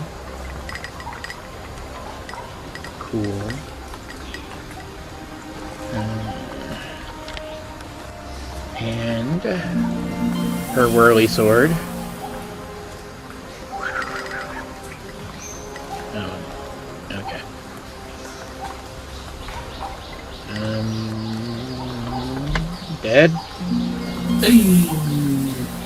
And then she will whirly sword again against the snake. And hit. Cool. Neat. Alright. Darcy is gonna run here. And swing. Well, no, before she runs up. Because one of the things Johan was yelling at her about the other day is thinking more when she fights. So she's going to use her first attack to throw her hand axe and do 13 damage to the snake. And then she's going to, like she's doing that as she runs up, then she's going to run up and I don't know, she would have gotten advantage anyway, but she's a kid, so she's like practicing. She vexes it. Can I roll damage, please? Ah, that's not very good. So that's 7 and 2. Fantastic. It technically could have been lower. Now I was going to say it's the Brood Guard's turn, but they're not here anymore. The Abomination. Hey, you're welcome. It's going to shuffle over here. Hey, Todd. Dodge. Dodge time. It doesn't quite hit Brynn. Yeah. That's right. It was a DC 14 con. Oh. What is Todd's con? Oh well, I think he's fine either way. Maybe. Was that a 9? What did I get? I got a 13. Okay, yeah, he survives that. Well, I mean, Relena feels that she needs a handicap to fight this guy. Okay. I thought so. Got a 10. Rolled a 10.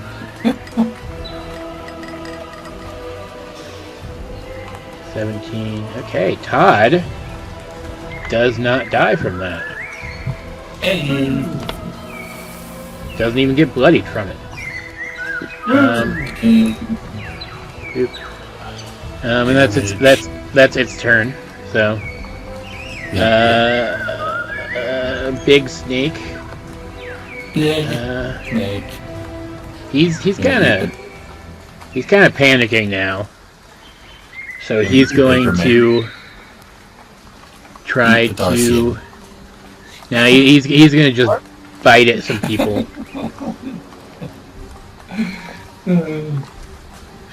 He bites at Zack and crit misses. No. Oh, Yeah. Zack gets an opportunity attack. This is bad. Oh, an opportunity attack Yep. with advantage? Yes. Dang. That sucks for that guy. Yeah, it does. 25. Alright. That's 2 and 3, so that's 14 damage.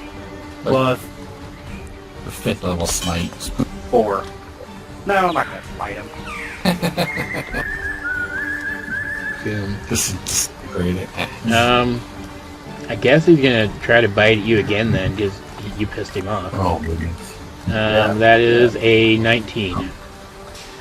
Oh, one away.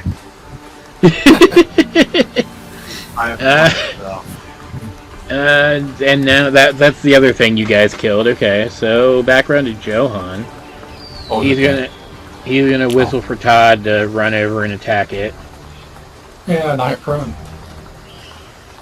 And he misses somehow. Good job, Todd. God. But then Johan's gonna flick a flame seed at it. Yeah. Hey.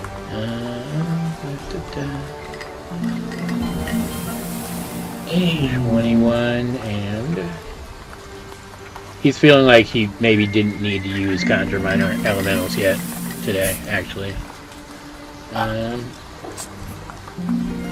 Delete the snake. The snake.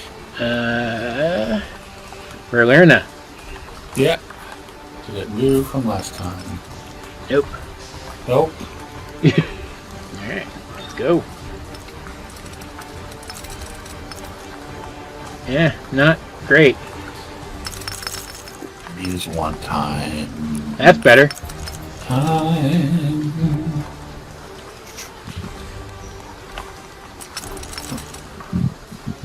It's dead. Good.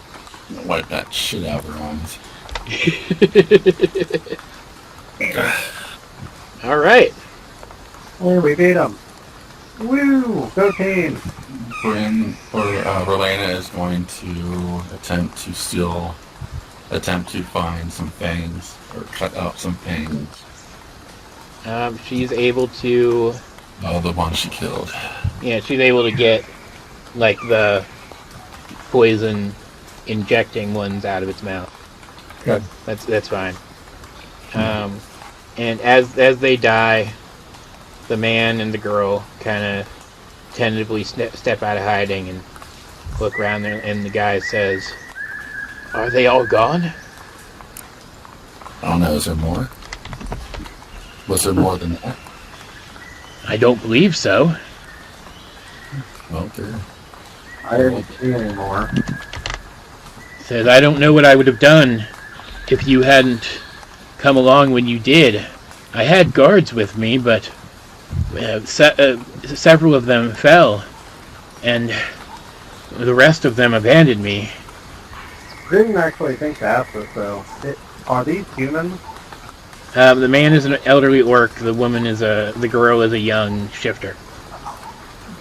Okay. What did I call them? Okay. The man introduces himself as Zorak. Says, "My name is Zorak, and this is my assistant, Thistle. Or this one. We were on our way back to our home base in the inn of the town, just a short ways from here, when we were attacked by those monsters. Our hireling guards, as I mentioned, abandoned us when the situation got too dangerous. It was quite disappointing. I will make a point of avoiding budget mercenaries next time. Budget. My excursions are dangerous enough without the risk of my help abandoning me." Yeah. Where are you trying to go? Says, "Well, we are very close to the border of the wastes here."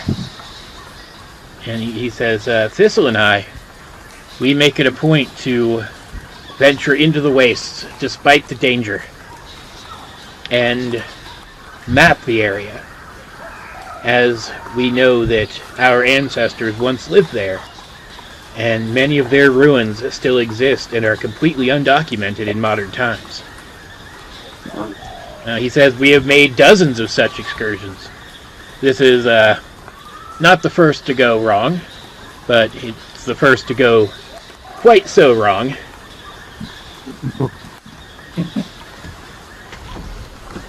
So you travel around those types of local areas quite a bit then? We do, yes. Well, these seem like there would be people that would potentially know where ruins are that would have something, you know. That is something worth discussing. Yeah. He might be... You sense that he's pretty friendly. He seems like the rare orc who is more a thinker than a fighter. Personable. You get the sense that if you were to offer to take him back to that town, he might be willing to talk to you on the way. I mean, Zack, what? We're going to the town anyway. Yeah, couldn't escape it. Well, we'll I'll tell you, there are other ways to get the information that this guy has, technically speaking. But if you had gone to the town, he would have died, and you would have had to get it a different way. yeah, see, we don't want that. All right. Let's say then Zack will make that kind of offer up then. Because like, well, we can escort you. We can ensure that you get back to the town in order to be able to, if you wouldn't mind trading some information with us as a bartering tip, kind of. He says, well, my maps themselves are, I consider, proprietary information, but if you simply want to inquire about the kinds of ruins we have encountered, I would be happy to describe them to you. I would be very interested. Alright, he takes you up on your offer. You all climb into the carriage. Darcy goes back over and kicks that one snake a few more times. Hey. Elena's gonna probably ask him is it odd for the number of beasts to be this high?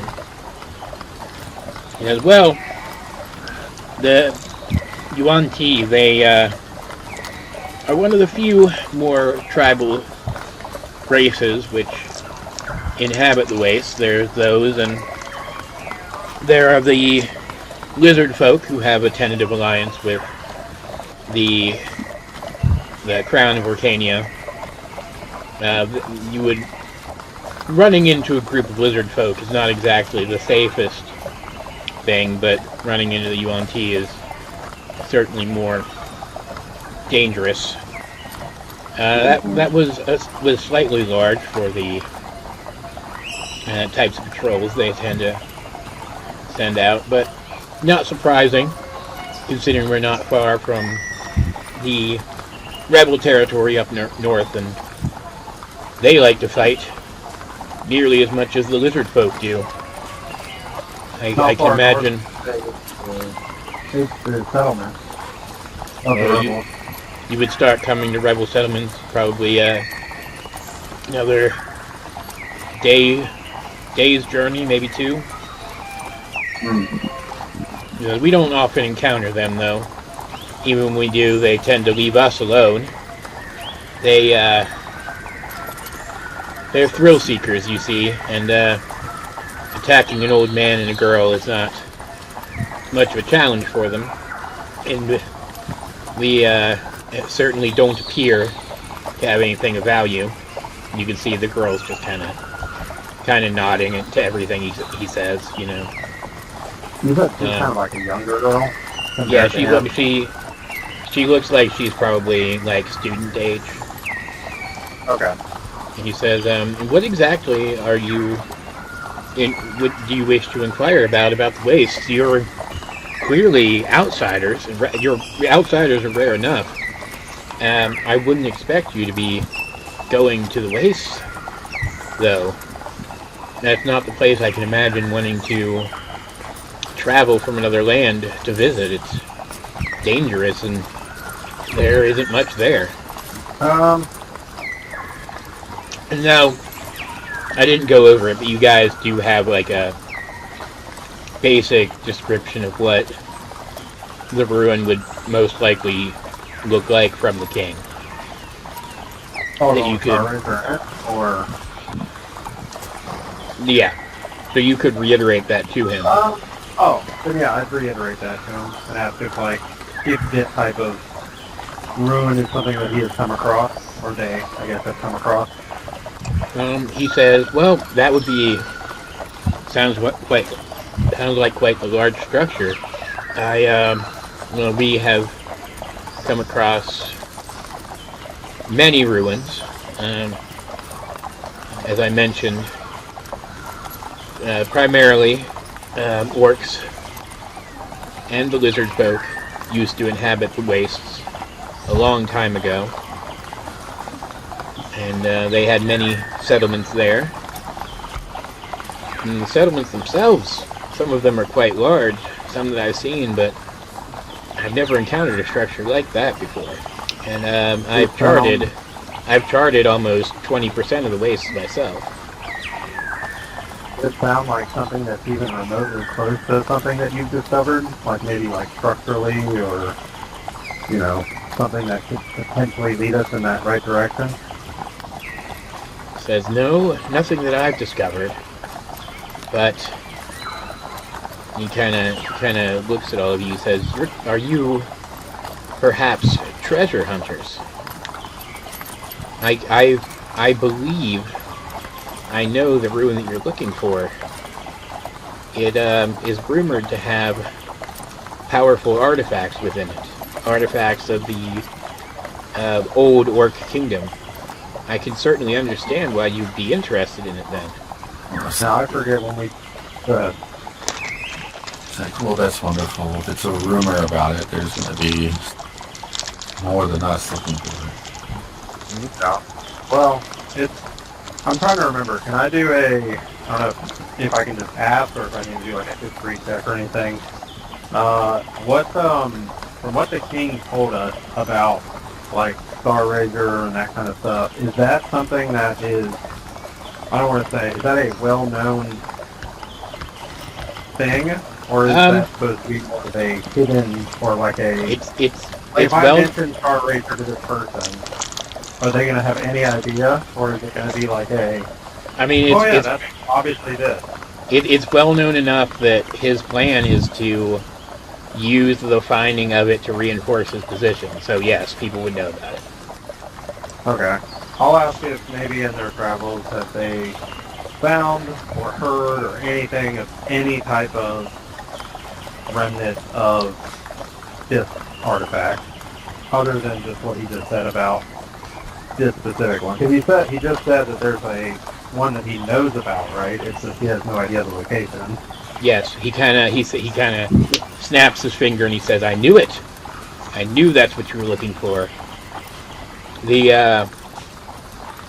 The old story, of course, does say that the Orc royal family in power at the time took the Star Razor in conquest from the Byzantians. He says it is quite the valuable artifact. I do know of it. Unfortunately, I don't know where it is. Finding its location would be the crowning achievement of my entire career as an adventurer. He said he started about 20%, so that's not a huge amount. I mean, that does knock out 20%. That's still not enough to really narrow it down to be able to go and start searching for them in a timely manner. But he did say he knew where the rebel was, right? He said it was how far north from where we were? Another day or two's journey. That's probably still our best bet going forward of trying to find any other information in regards to this. Any, Nick, anybody on your side have anything, maybe like questions or something that might do something? I mean, if you have if you are a map maker, you could definitely join us. He says, I would say do him like... If it's an honor for you to find the treasure for yourself. I would add on to that. Actually, I guess I would ask a question first. How have you been able to kind of map certain areas with that type of, with those type of enemies near? It doesn't really look, I mean, no offense, but it didn't really look like you were able to handle all of those monsters. Do you have a way of protecting yourself normally? well, I have family money. I'm able to hire out protection when venturing into areas that I suspect are particularly dangerous. I'm a fairly good survivalist, if I do say so myself. He's got kind of a like old-timey, like go off into the jungle and hunt big game kind of vibe, you know. Okay. That kind of guy. He says, Primarily, though, we rely on cleverness and stealth to get in and out.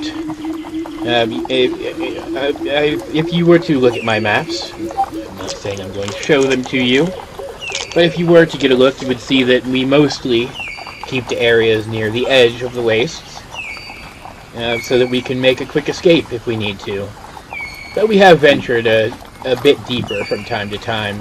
There are areas within the wastes where, through deduction and reasoning, we can determine that even in ancient times, when they were more hospitable, no one would have lived there. We do avoid those locations, as those are the locations where the Yuan Ti tend to set up. They are more suited to those least hospitable areas than our kinds are. So I guess you could say, while we haven't mapped those areas, we can rule them out. That would account for another 15 to 20% of the area, I would imagine. Well, that would leave us about 40% or so mapped, or at least know that it's not going to be at that spot. I mean, there was no, I can't say that we would be able to pay you, but we are working with Orkania at the moment to find this sword. I'm sure that a man of your stature would love to be the one who helped discover and reclaim the Thar Razors. Is that where you were going now? When you found me, was into the waste. It didn't seem like you were heading in that direction exactly. We were also heading north in order to try to locate the rebel as well. The rebel camp. Ah, I see. You really should avoid those people. I know they have some knowledge of the wastes as well, but they are unlikely to negotiate with you. Well, there was a individual that we were told might have more information, and they would be located in that direction, which we don't know much information about that individual, but we were thinking maybe they could offer something to him or her. There'd be a way to maybe, narrow our search faster. Going from the general description, from Lena's perspective or perception, is this the person we're supposed to find? No. Okay. This whole old council. Okay. Yeah, even if he is lying to you about his name, this guy is older, but he's he's like professor age. The other guy is supposed to be like elderly. Okay. What family, if any, does he belong to? Do we know? He says, well, my family name, I didn't give you one, is none of the important ones. It's not even worth mentioning. I am trying to make a name for myself in this endeavor. We've heard of like what we're saying before. The king pointed us in a direction for an acquaintance of his that said he would be able to meet with us. Just because he's honor bound to meet with us because of what our mission is, he just doesn't mean he can speak to us, but we were going to seek him out to see if he had any kind of information. Said, well, have you happened to heard of somebody like that lives around here? Like an old elderly Old man. it sounds like the king may be speaking of the shaman of the traditionalists. I believe his name was something Shars. I've heard of him. something Shar. Yes. Shars.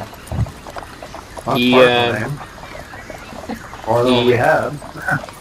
He,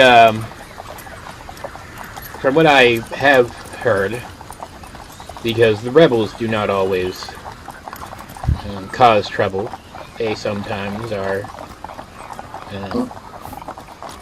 able to be coexisted with. I do hear chatter from them secondhand from time to time. Apparently, he is a reasonable man. I do believe if you sought an audience with him, he might speak to you. And What's different about him and the other individuals that wouldn't really speak to us? What makes him so different?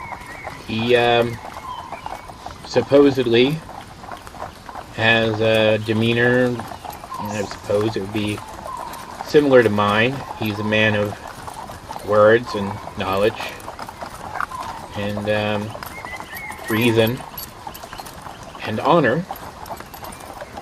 And whether I agree with the actions of the traditionalists or not, the word is that he believes that he is doing the right thing by uniting them in their cause. And if he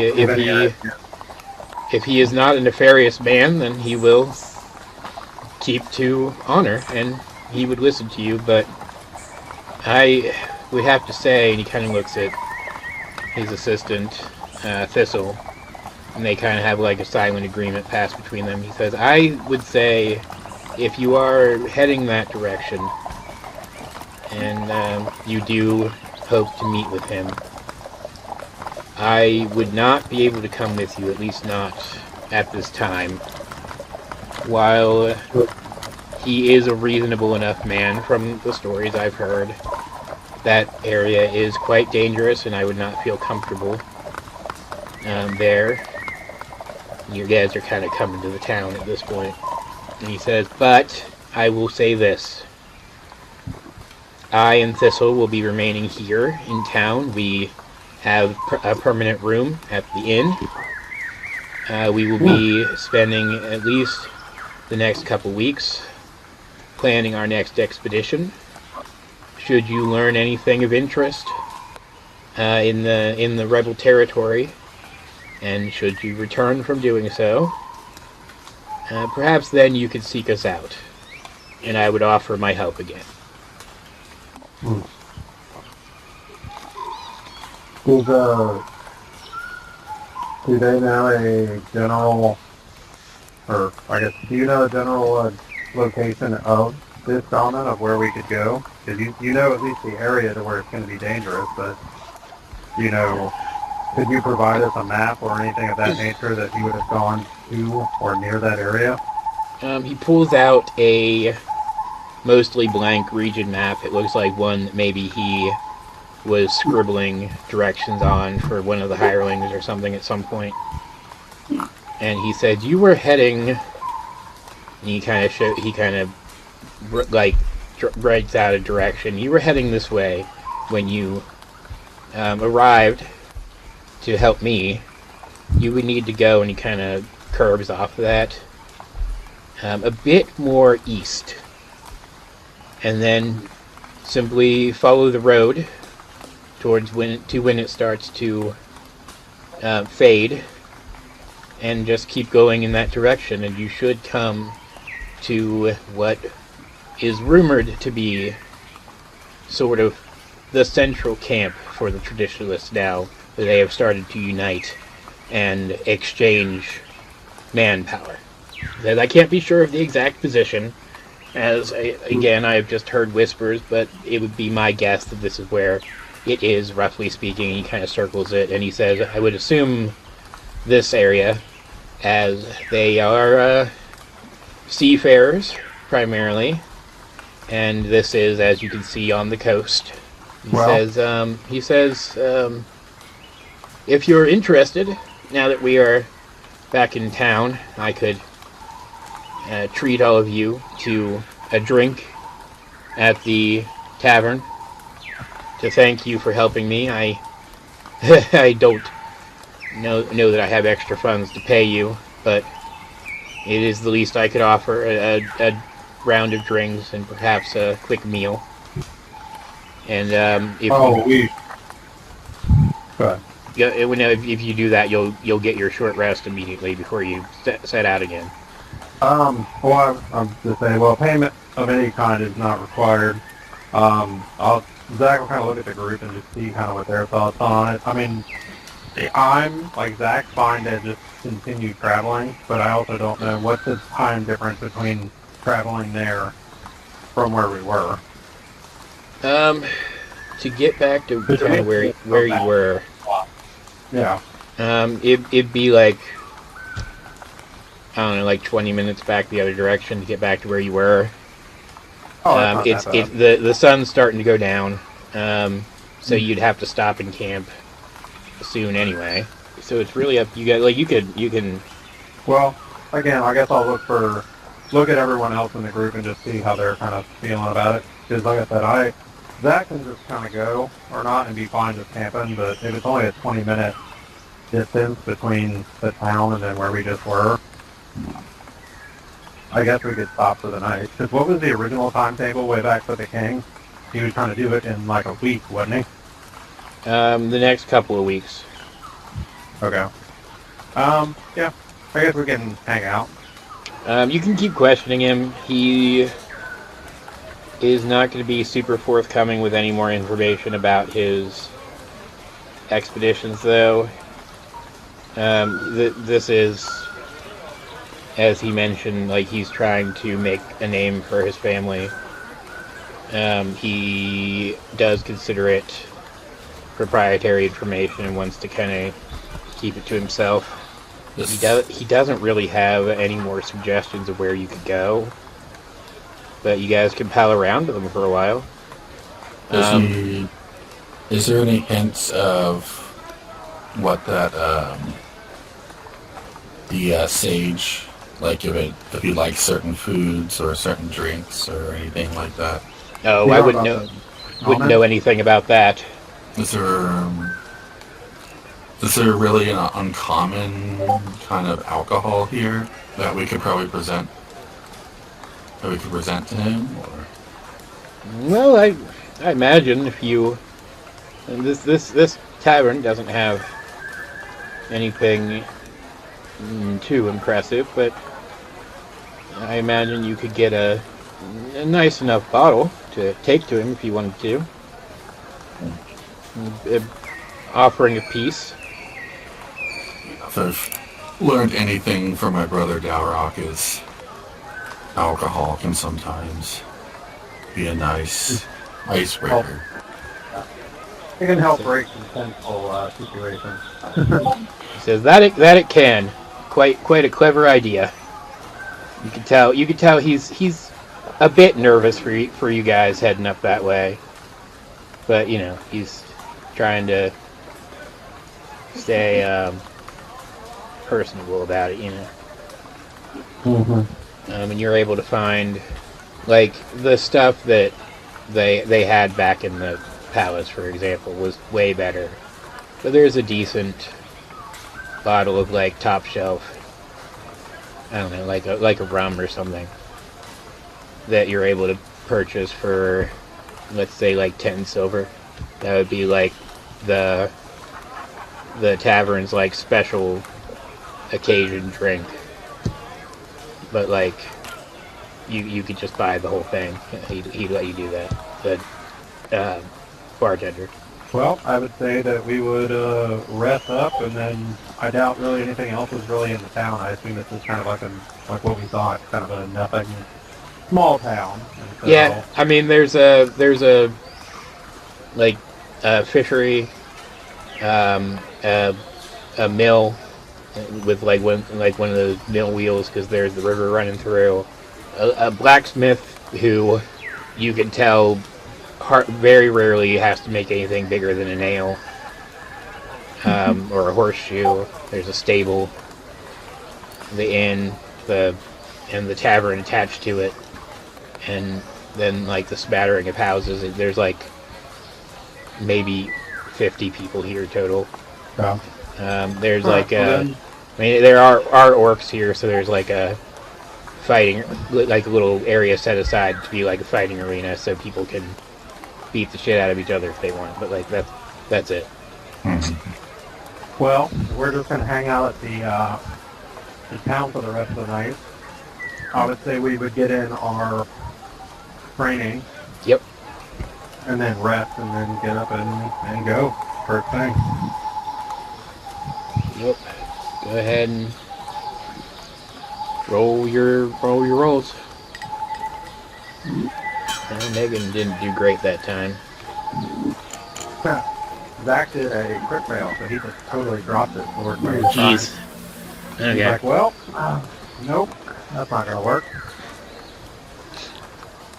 Brynn's doing okay. Let's see.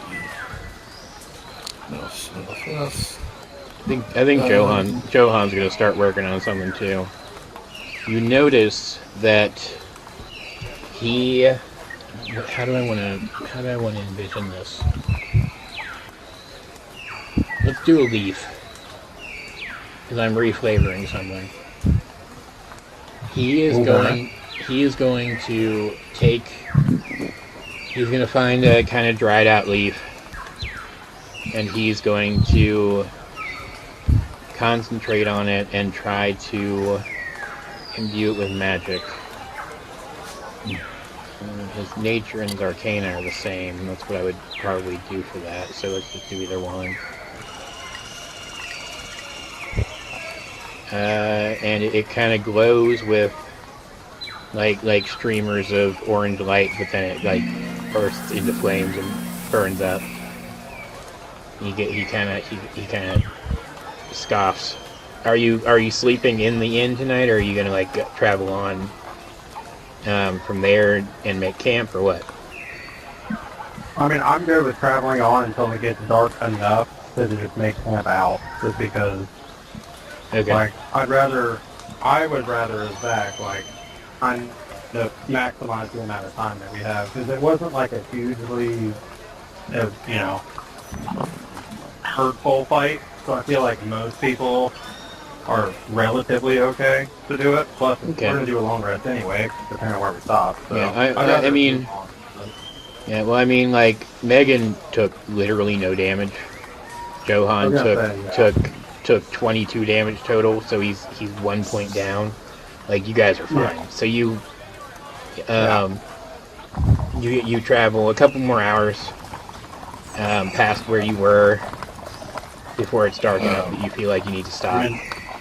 Relena can cast, if he wants sticks within 30 feet, she can cast Pass Without a Trace. That's cool. Do that then. That's good. Yeah, I think that should work. Yeah, you guys find it gets dark enough you can't really, like, it wouldn't really be super safe to continue on. So you stop, you set up camp again, you sleep, and you move into the next day. And as you're kind of getting set up to go, you guys can roll your stuff again. Jeremy, roll a d20 before that. God. Fine. Let's see. Roll a d20 before I get a low roll. Yeah. Alright, let's see. Boom. 18. I don't know if it's high or low, it's supposed to be good. Roll a d4 and re-roll a 4. God. Like roll 2 d4s or roll a d4 and if I get a 4, re-roll it? Yeah, do that. Oh, okay. Alright. D4. I got a 4. Okay. I got a 2. 2, okay. It's similar to the other dream before, but before there seemed like there was a miscommunication within the message, like her mouths were moving and then she delivered the message, but now she is stating, you shall face 4 challenges. The second challenge is the past rises once more to reclaim their land from abhor. Neat. That's not ominous at all. Foreshadowing. Okay. Meanwhile, as yeah. Johan manages to kind of keep the athletic check, so you're getting there. He manages to keep the leaf from combusting a little longer that time, and Megan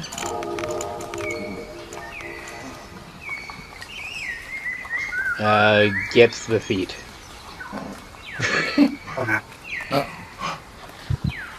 What did Brynn get? She gets hers too. Cool. As you guys are finishing that up though and packing up, a pretty big lizard, like a bit bigger than you would expect, like a familiar to be, comes out of the tree line and specifically walks up to your group. It's an animal messenger from the king. Hey. And I don't know how we would visualize this working. He could just be carrying the message, I guess. And Johan will kind of see it first because he's, the nature guy. And take the message from it.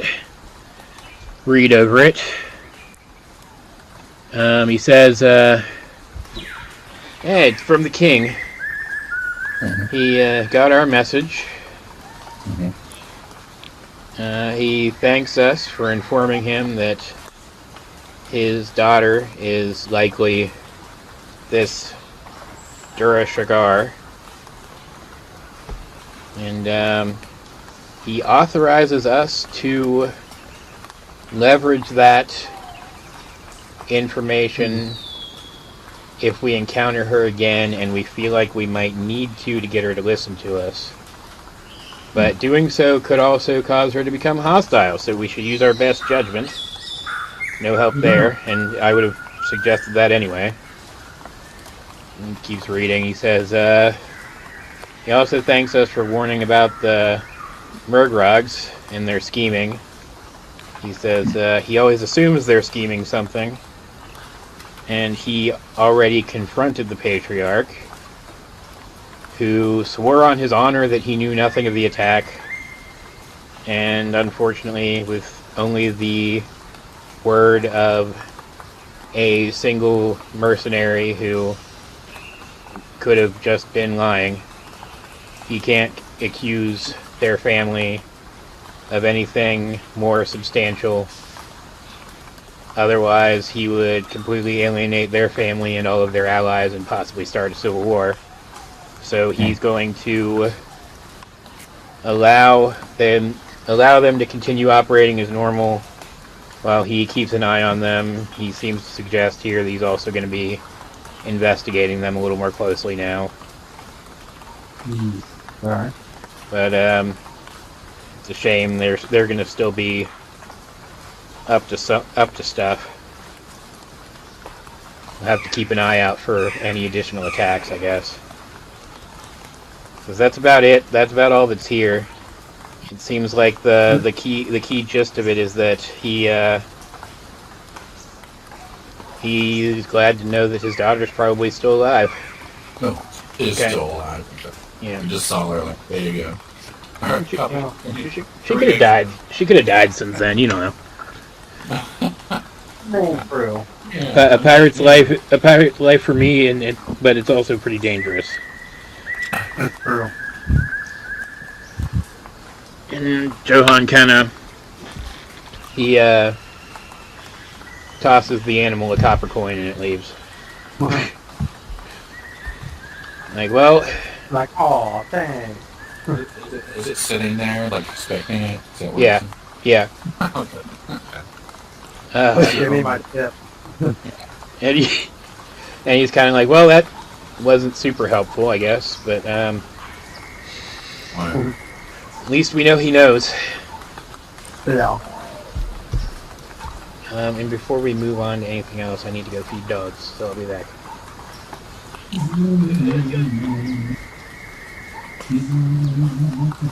Hey, actually, on that note, I need to jump off for like, I don't know, 20, 30 minutes or something. I got a phone call. So I will come back as soon as I'm done. Okay. Alright, thanks. Alright, so as you head further on,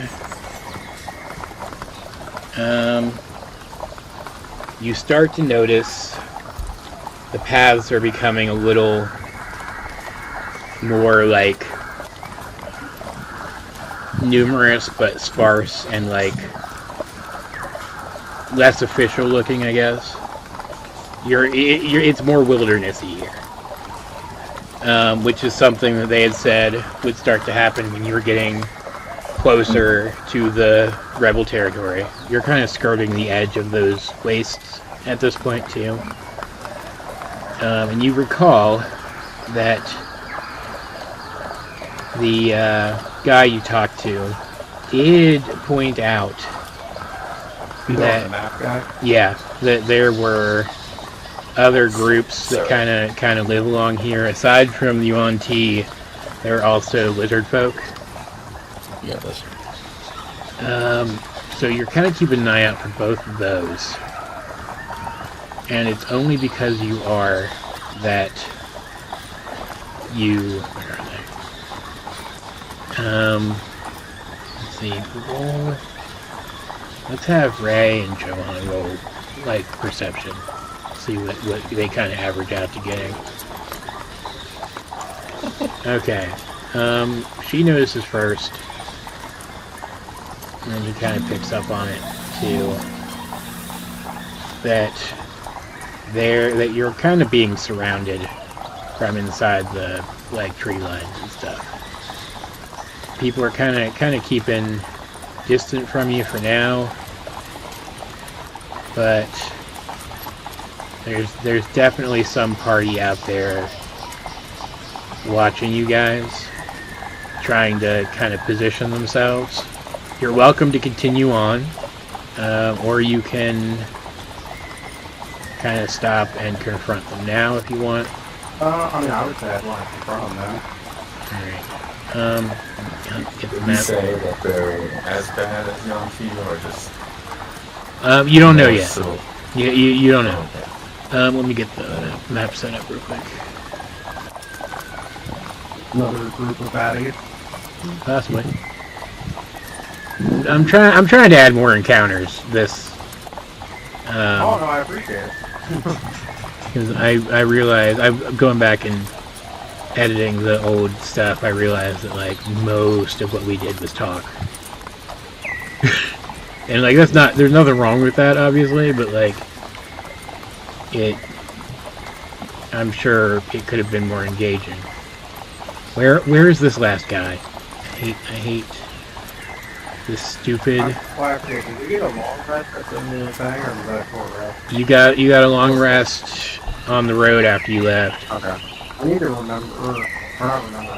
I play it way too cautiously, I think, when it comes to using my stuff, because it's like I'm afraid almost to use my spell pot, even though I get mine back on a short rest. I don't know why I'm always so nervous. I mean, that's the whole point of Warlock. Dog! You know what I mean? Little dog, stop it. I need to start using them more. Really, that fight, though, is kind of like...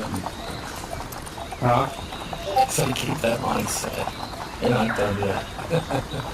Well, I just mean like, at the end of the day, right? When we like, oh no, it's the end, alright, you can get a long rest, and it's like, well dang, I forgot. I forgot my level 4 spell slot. That's why, Never for used them. some reason, his character image isn't showing up. Character image, this is an actual character. I know I must sound like a broken record, but why can't I search players? Probably because the average D&D campaign Doesn't have doesn't 6 million 50 players? players. Yeah, okay. Fine, whatever. Beta cuck regular D&D players. I know, right? Lose out to our superior alpha Chad D&D game. Are increasingly overpowered characters.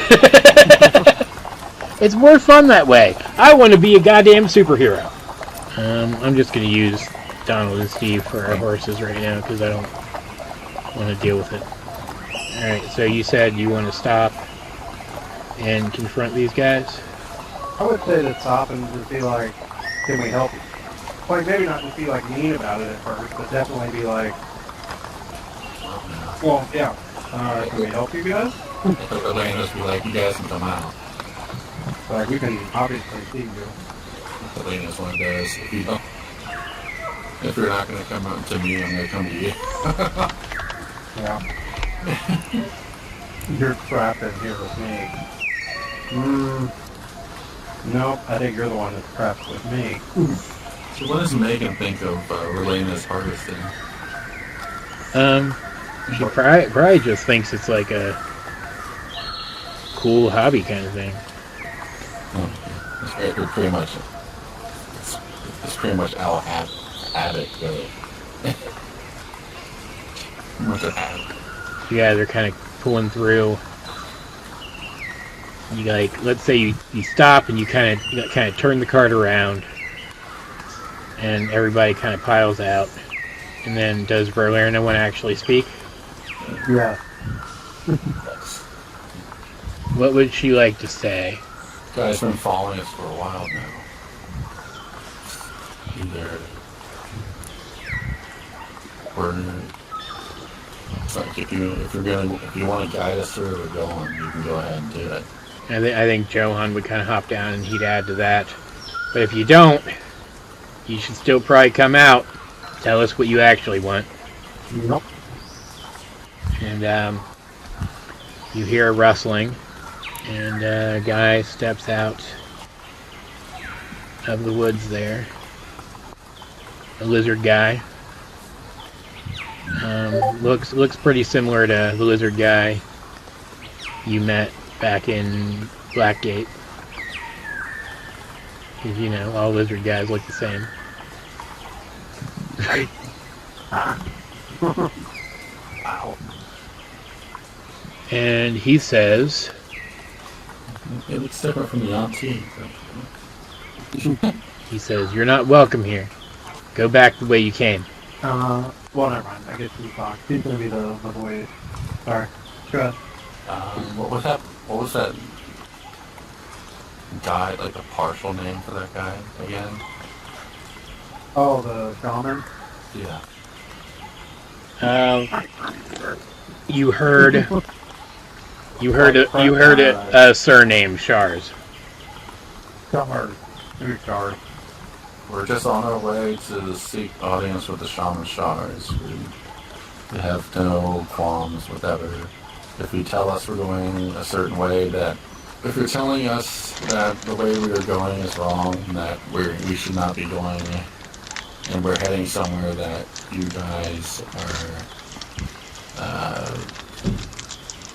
find that we are encroaching, we can just turn the wagon around and go a different direction. But we are set on seeking the shaman. He says if that's who you're meeting with, then we can't allow you to go up. And he kind of signals, and then you kind of start hearing more guys rustling around. Here we go. Just a particular reason, or is he an enemy of yours? He says, I think you're well aware of our reasons. Yeah. And What? he and his horde of allies attack. Go ahead and roll initiative. Oh, that didn't work. Everyone on this freaking island going to attack us.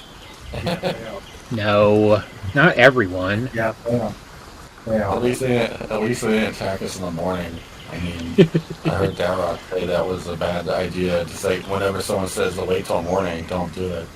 That is true. So Darcy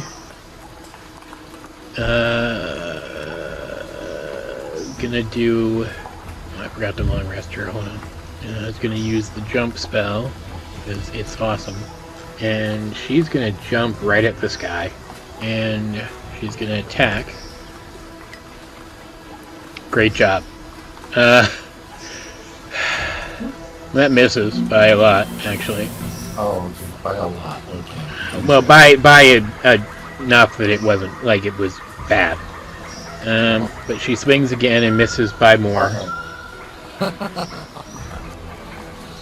Nice. And so Johan is going to don't know, her dog needs to do something too. Yeah, remember the dog. He's gonna...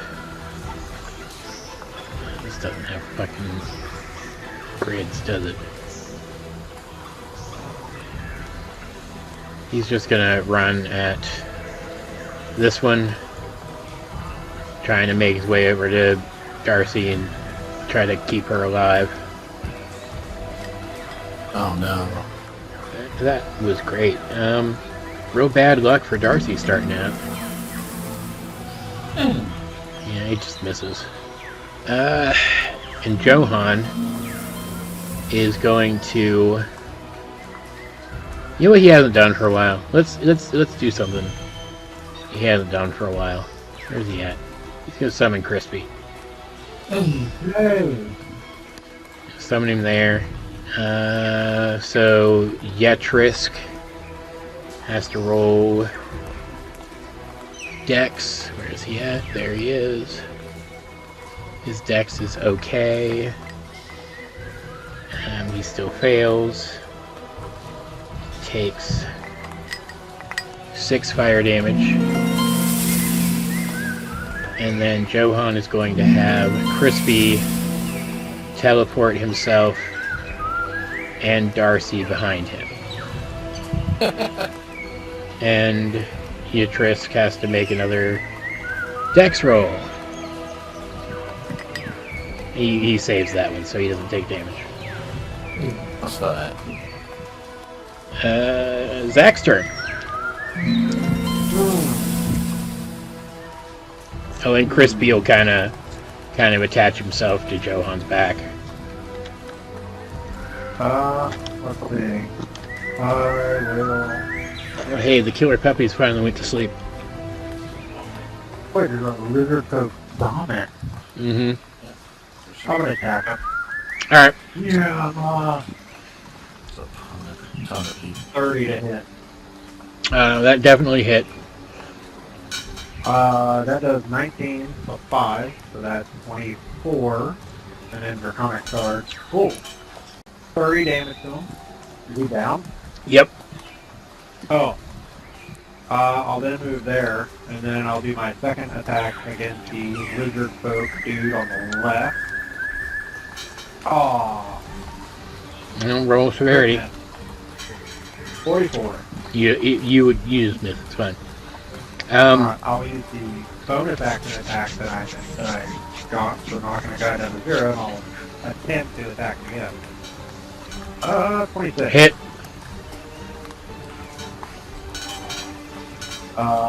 20 plus 5. Plus 5, so 30 damage to... Okay, yep. Are we going lethal or non-lethal? Non-lethal.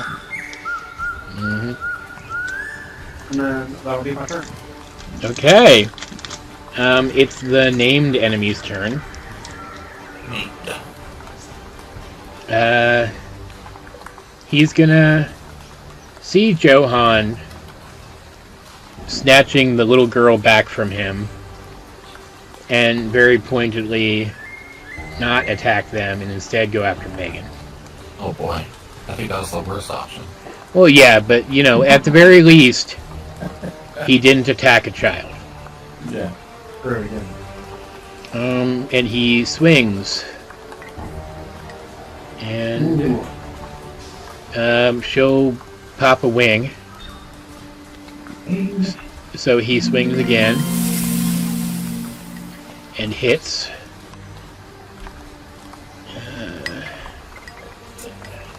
For 11, 18 damage. And that vexes her. That noise is going to annoy me. What noise? When my dice disappear, they sparkle. Oh, if you just go to the dice thing... Oh, I know. And then he's going to attack with the nick property of his scimitar with advantage. and miss. But then he's going to attack again with his short sword. And also miss. Not bad. He could have done worse. Action surge. Oh. Yeah, action surge. Attack with the... Oh, that's the wrong button. Same difference, though. The short sword again and miss. Short sword and... God, he was doing real well for a second. Short sword. And hit. Good job. 19 damage, not bad. Got her 10 HP already. Woo! And then Nick attack of his scimitar with advantage. And missed. Cool. Cool. Oh yeah, he'll snap at her with his jaws. And miss. Ooh. Yeah, that's all he can do. So this guy who's fighting Wolfgang is going to attack with I'm gonna step down too. Sure, what'd you do that shaman? Huh? What'd you do that shaman? Oh, I hit him once and he fell down. Oh no. And I hit the other guy and he fell down. Oh no. But they're non-lethal damage. So, Okay. No, that's all. Alright, the guy that's being hassled by Wolfgang is going to look over at... No, I don't want to do that yet. He's just gonna do stone telekinesis shit and Whoa, what? and slam throw a couple of stones at Wolfgang. how dare he? One of those is definitely gonna hit. The other one is not. Okay. That's 12 damage to Wolfgang. I'm happy. He's fine though. He's tough. Woo! This geomancer here then is going to do the same thing, but he's gonna lob them at range at one at Verlerna, one at Megan. So Verlerna first. Let's see how badly he whipped that. It flies past her and hits that shaman there.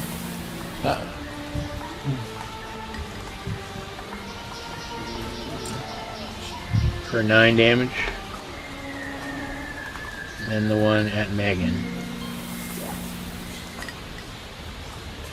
misses. Well, I guess it kind of just like bounces off her back.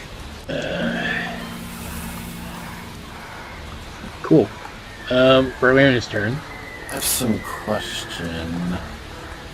Before, I'd like to check an insight on before and after the shaman. Like they're obviously openly hostile when I mentioned the shaman. But before, what was his stance like at 31? Like, was he just... Is he more like a guard of this place, or... He seems like, yes, he's protecting this place. Was he more... Hold on one second. You talking about the one that I just knocked out? No, the one I was speaking with. The Yasha. Oh, Yeah. oh. He does seem like he's a protector of this place. He seemed like his demeanor originally, he really seemed like he was trying to get you guys to leave. He wasn't going to hassle you any further if you had. But the moment you guys mentioned the shaman, he kind of went between like his mood kind of fell, and he became immediately aggressive. It almost feels like he hostile. Hearing about it. Hostile. It feels almost like that confirmed something about your group to him. Oh. Relena just looks to Megan and says, "Don't kill them." She nods. Relena's probably gonna run up to the shaman. Alright. Probably just attack him. Try Alright. not to do too madly to him. Okay. He doesn't look great. Does that hit? Yes, that hits. Oh boy. Okay. Yeah, these guys. Gonna run you one of these. Yeah, he goes down.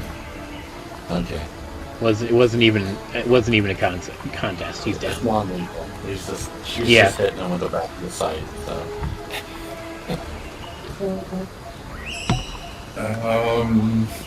Relena is going to talk in deep speech to Brynn and say, "Don't kill them," and then she's going to end her turn. Alright. It's Brynn's turn. She's going to go to this geomancer over here and don her armor and just underpulse him. Definitely hits. That definitely hit a lot. No, it's not good. What do you say to her? Oh. Yeah, her fists are like tasers, so.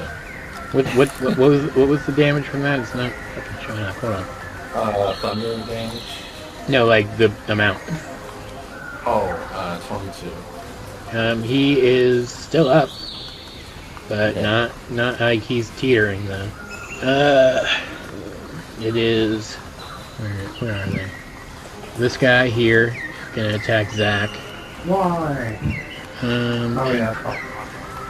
Probably not do well. Let's see.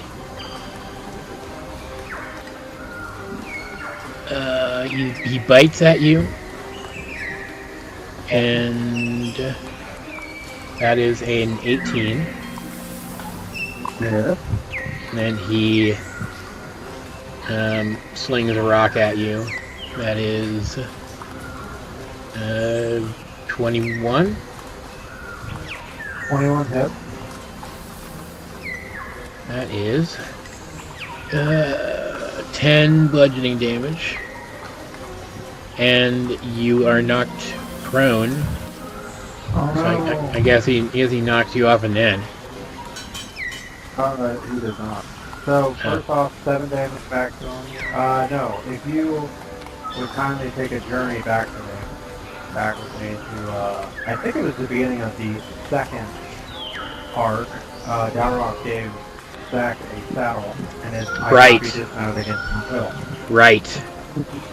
Awesome. So I don't know how that would work then with it. Would it just not do anything, or would it? It just doesn't do anything. Um, That's We awesome. got Downrock in spirit.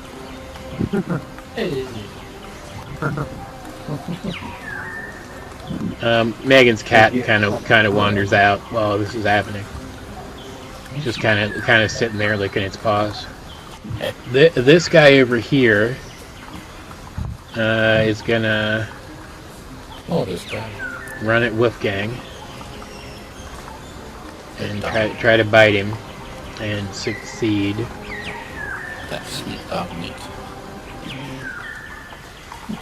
That does, it might, end up doing less damage. Cool. It could have done more damage, but it didn't. He's not even bloodied yet, Wolfgang. Yeah, that's all they can do. Now the little guys.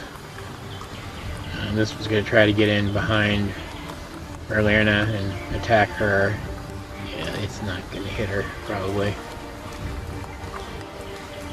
Oh no, that might hit her. So 19. Yeah. For 7 piercing damage. And it swings a club at her. And also somehow hits. This guy's doing better than any of the other ones. for 5 damage. That is piercing and then bludgeoning. And then this one's gonna run at Brynn and do that exact same thing. Bite and miss. Club and miss. These two are gonna try to attack Todd, King of the Wolves. No, these 3. Let's really gang up on poor Todd. Oh, okay. No, not that. There's one and there's no stopping him. What's his AC? Oh yeah, he's fine. He'll be fine. He knocked down his ass. So, miss. Miss. Oh no. Miss time. Yeah. That misses. 18 is the time. Ooh. Yep. Yeah, what's Todd's AC now? That hit 23. Okay. 23. Jeez. Yeah, Higher he rating than me. took 4 damage from that one. He's got the highest AC. Yeah. That also hits. So 7 damage. Okay, he's getting hit a little bit. He's bloody. And one more. Miss. Good job, Todd. You survived. I'm surprised. And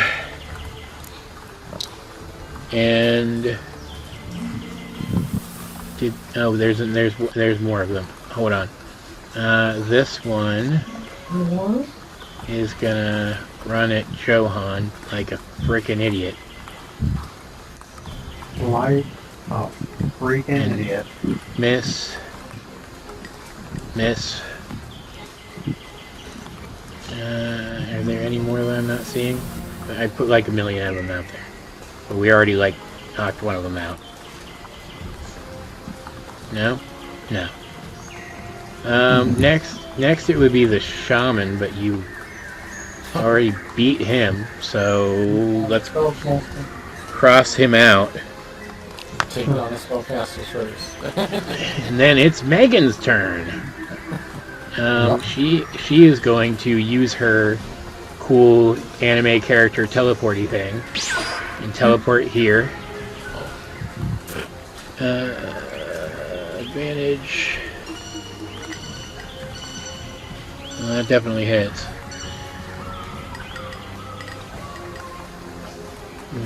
For 17 and come on, load. 6, so 23 damage. He's down. Oh my god.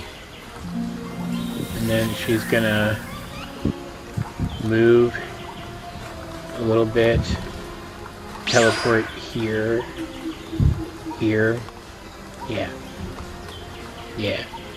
I kind of forgot they had a little teleportation thing. Well, believe it or not, so did I. We're learning of forgetting to min-max her damage with Savage Attacker. So, Yeah.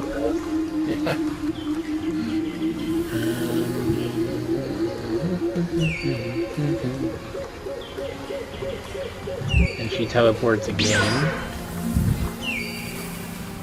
oh Yep. no. This is gonna be throwing that problem.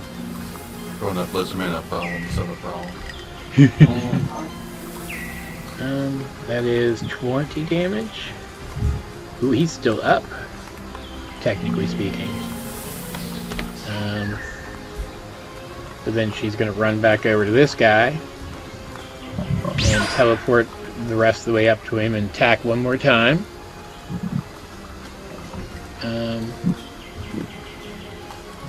Does that hit? No, it does not. And then she'll whirly sword. That'll hit. Doing God, 18 damage to him. Cool. But he does not seem concerned. Yeah, that's her turn. Not bad. Darcy's up next. And she's going to kind of glare at Johan. Yeah. And then throw her axe twice at the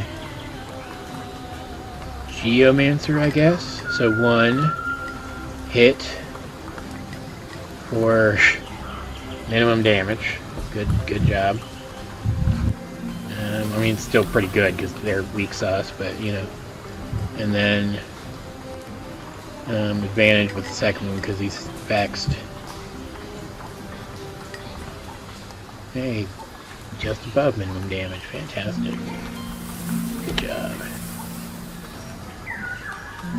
He's bloody. And then Wolfgang's going to attack him.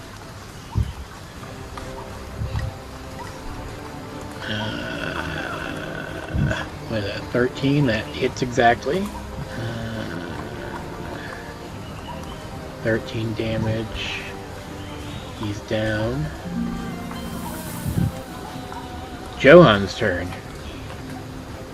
He's gonna kinda step here, and he's gonna use fiery teleportation again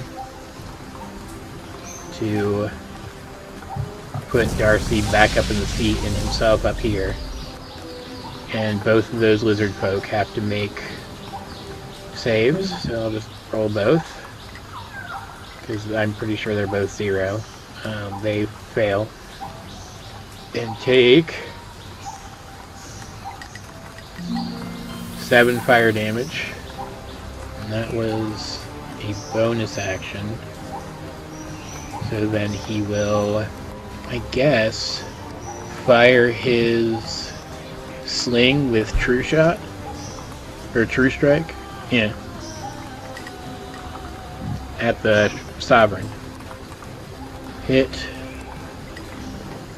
for True Strike. 25 damage, not bad for a sling. And you're not gonna believe this, but I'll be right back in just a second. I don't believe it. Alright, Zack is up next. Oh, let's see. I'll just attack the Sovereign that's next. 30, Mm-hmm. 15 plus 5, that's 20.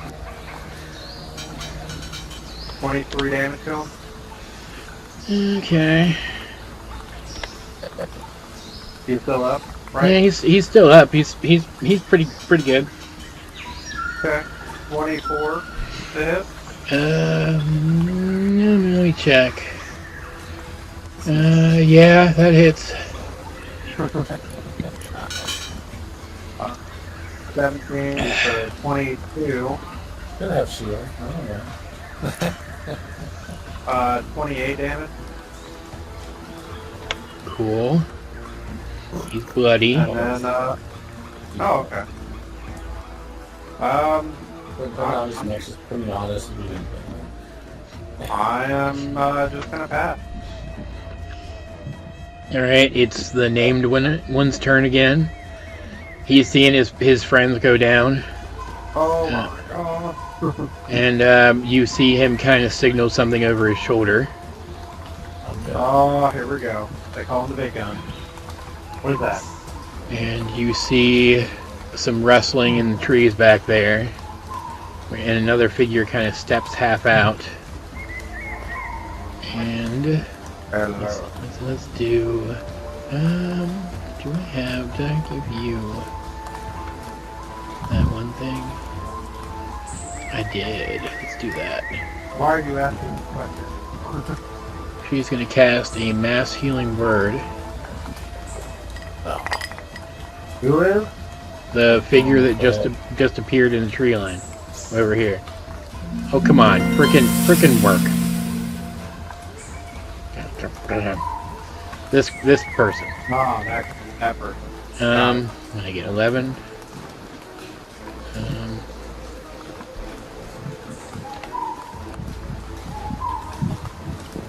That guy's back up. This guy heals. This guy heals.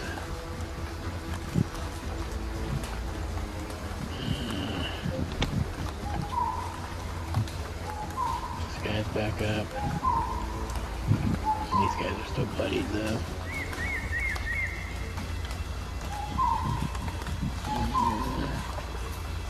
Okay, and then let's go ahead and slot you into initiative, and then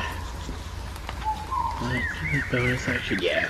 So then she's going to also what am I going to do?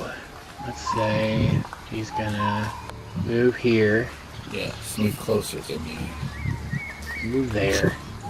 And then she's going to use Cat's Spring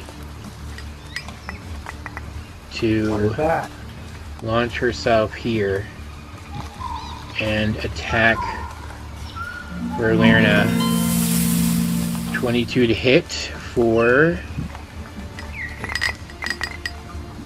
18 force damage. She kind of jumps and kicks at you midair. And then you hear kind of like a battle cry, and another figure begins to rustle through the tree line. Okay. And he is going to he kind of punches his fists together, and they begin to glow with light. Hey. And he's going to run straight at Verlerna. Oh. Kind of end up there. Oh, And and he's going to attack with advantage. Oh. Let me double check something real quick. Yeah, okay, that's what I thought. That's a crit. Fantastic. 17 damage. That's bludgeoning. Just bludgeoning. Plus 10 and so 15 radiant damage. Radiant. And on top of that, I know he can't because he already did that. He already did someone else's turn. Okay, that's fine. And then he's going to attack again. 33 for 16 bludgeoning and 7 radiant. And looking into his eyes, the aggression there is almost overwhelming. He looks almost like when a barbarian rages, but there's something different, deeper about what he's doing. Like he's almost in a frenzy. It's the Geomancer's. This is his turns now. Is there? Oh, there's only one of them. It's the Geomancer's turn now. What was there? Plus, yeah, that's what I thought. Really low. Really low. Just swing at Wolfgang, I guess. Sure. Okay. Ooh, okay. Yeah, the 19 hits. The other one doesn't. So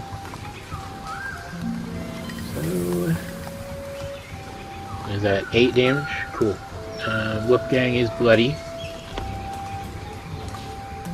but only just.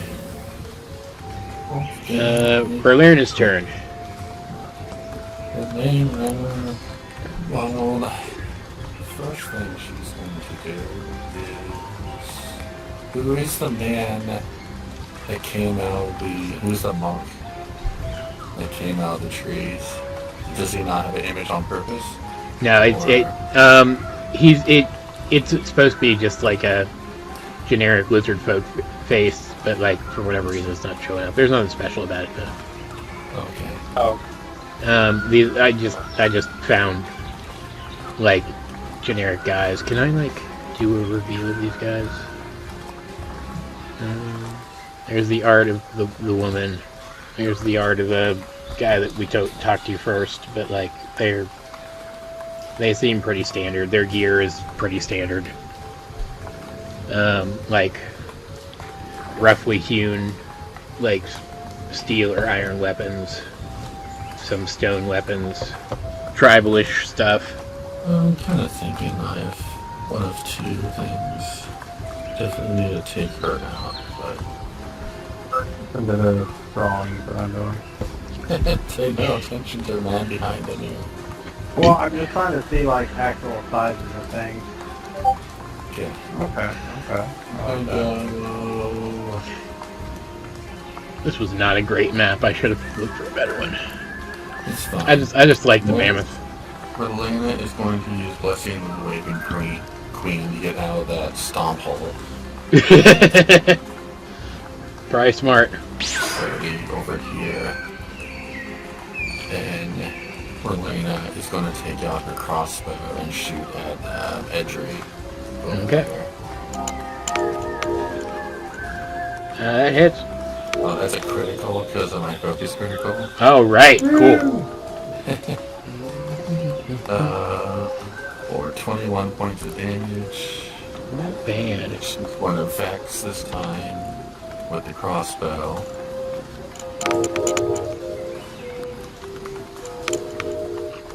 Eight points of damage. And Relena is going to tell Brynn to say blackout. It's going to tell Brynn to blackout. Okay. What is happening? Well, we're about to see because it's Bryn's turn. Yeah. Brynn is going to nod and use... I forgot to have Todd attack last time. I'm just going to attack Brynn real quick. Fine. Oh, well, that was a crit. Yeah, I did too for a second. It's fine. He just kind of snaps at him. Playfully. Brynn is going to use Hunger for the Lad. Ooh. Cool. Oh. Let's go. Let's see. In this area where she was in that stomp hole, she's just going to cast it in a way that it doesn't affect Megan. What's the radius for that? 150 feet. It is. Sorry.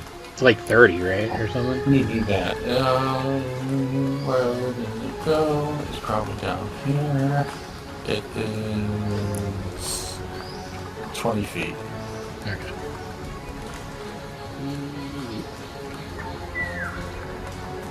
Yeah. Cool. Read what they do. They are blind.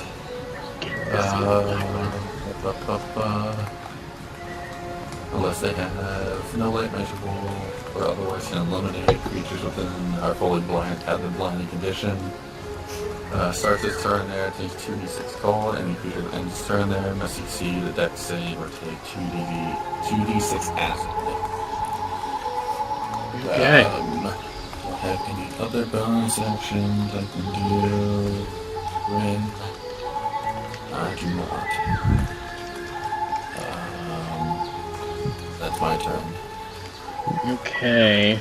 It is the two sovereigns' turns. They're really the only ones here, aside from the named ones that are at all dangerous. One of them's gonna attack Todd. And miss. And miss. God damn. I just said you guys were a threat. You could at least try to prove me right. Attacking Zack. Miss. And that's 14, which is a miss.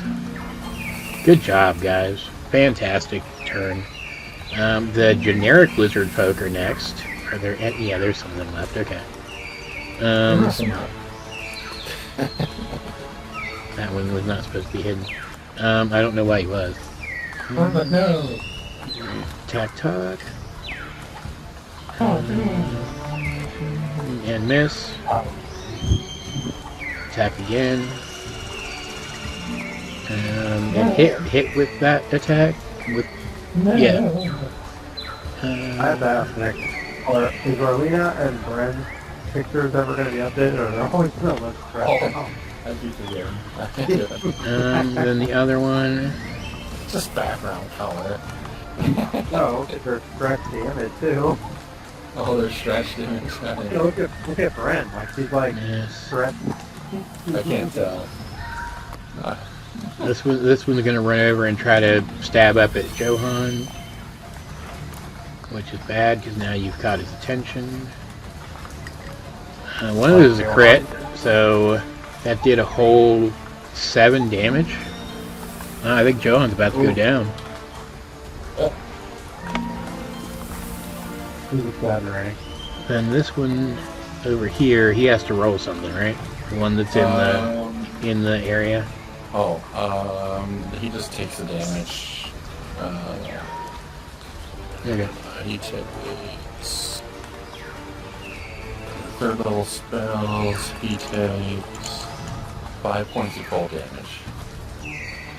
That's when he ends his turn. He takes to he has to roll death save. Alright, he's gonna come out of it and then kind of run over here and attack, miss, attack. That's 18 to hit. Yeah. For 3 whole bludgeoning damage. Hopefully someone good breathing. Okay. Cool. Good job. Actually, those guys didn't do terribly for what they are. Megan next.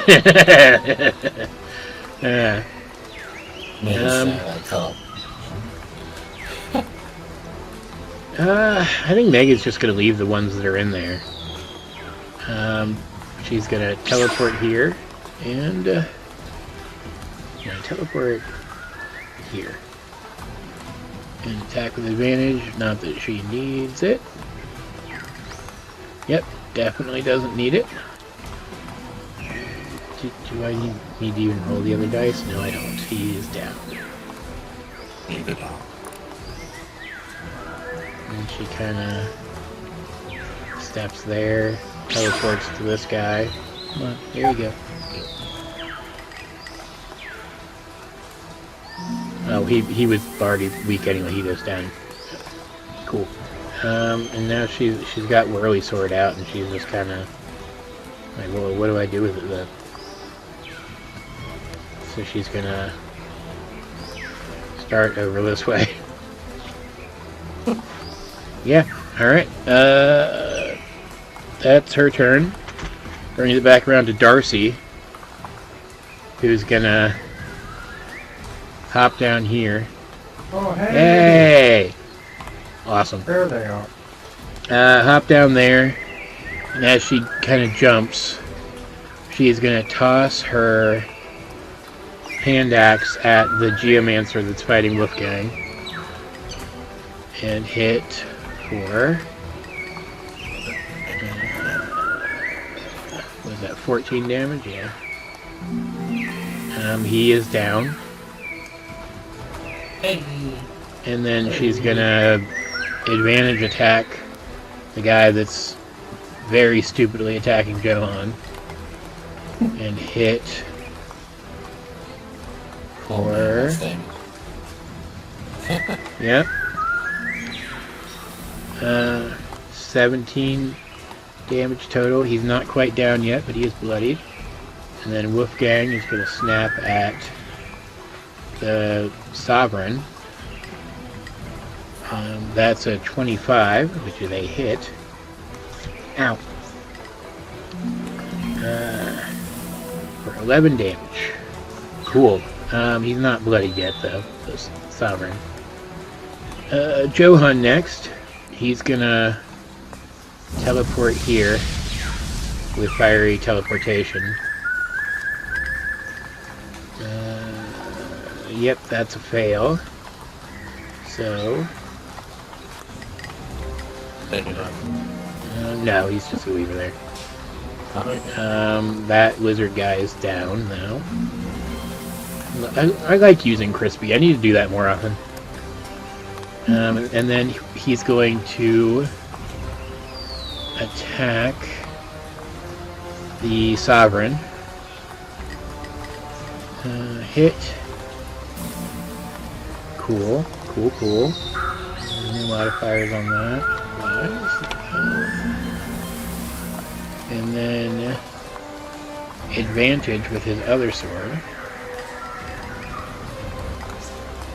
Hits for absolute minimum damage, but still, it's better than nothing. And that guy is bloody now. Oh, there you go. Zack's turn. Oh, let's see. What's even going on anymore?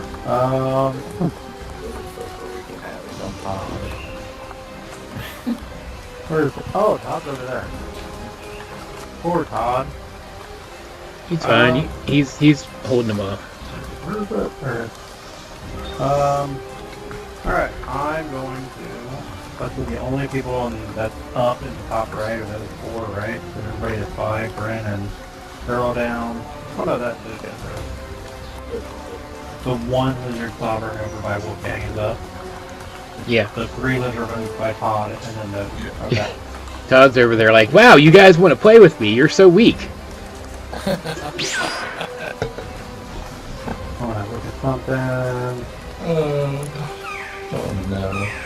I do a 60-foot turn when I hit that prop guy in the back. I mean, it's kind of covering him. Sure. Or does it have to cover him more? Because that's Sure, still it- like 50%. No, just go for it. It's fine. Open that. Alright, Nen will do his teleportation over there, and then Zack is going to have Tiebreaker in his right hand, grasp it with both, and then you'll start seeing it glow, and then as he flashes, you see about 100 Tiebreaker, like blades, looks like they're shooting out. He is using Conjure Barrage. Awesome. So he conjures a similar spectral weapon that launch forward and then disappear. Each creature of my choice in the Awesome. zone makes a death saving throw, and then they take 5d and 4 damage on a fail. Okay. And they need to. Let's do the Shaman and the Sovereign first. Fail. Ooh, that's a crit. That might succeed. Zero. It's at 0. So They have 0? yeah. So So the that's playing. yeah.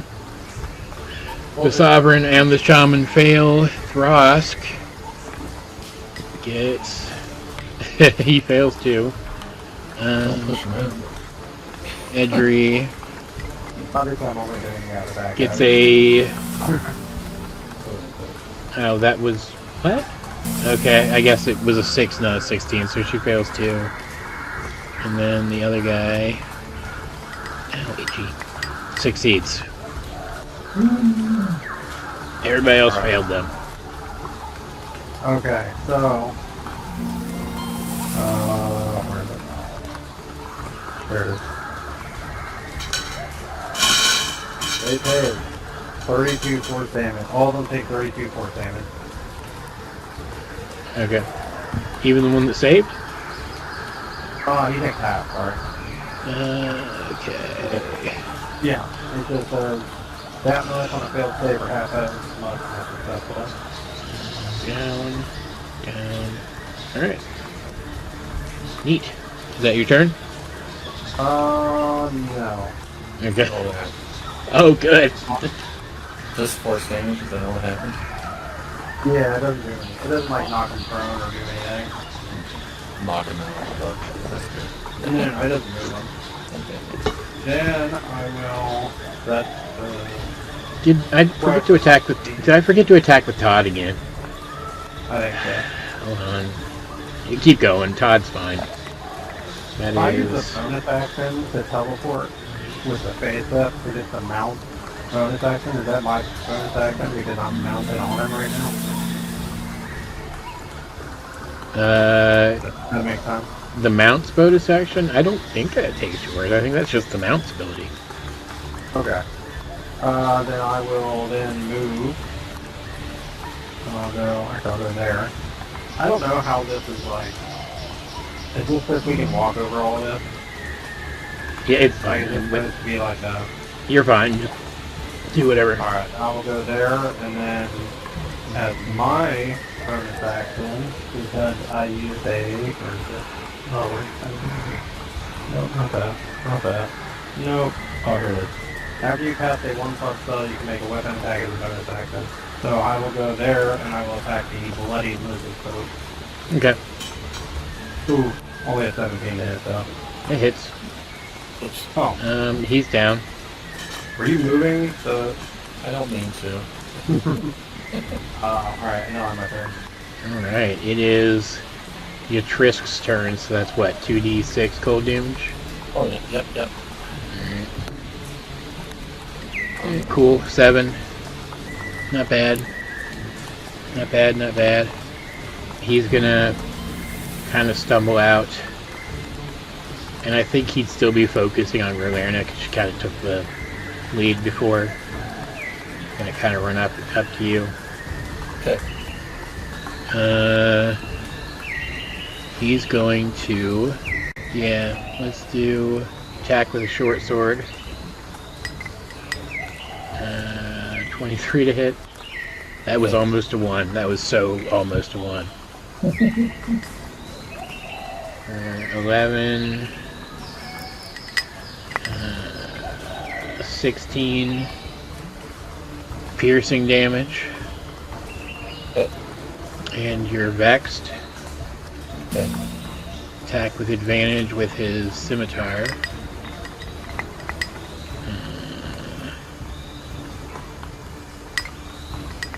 That is 8, 13, so 27 slashing damage. And then short sword again for 17. Yeah. And this is piercing damage again. 11 of it.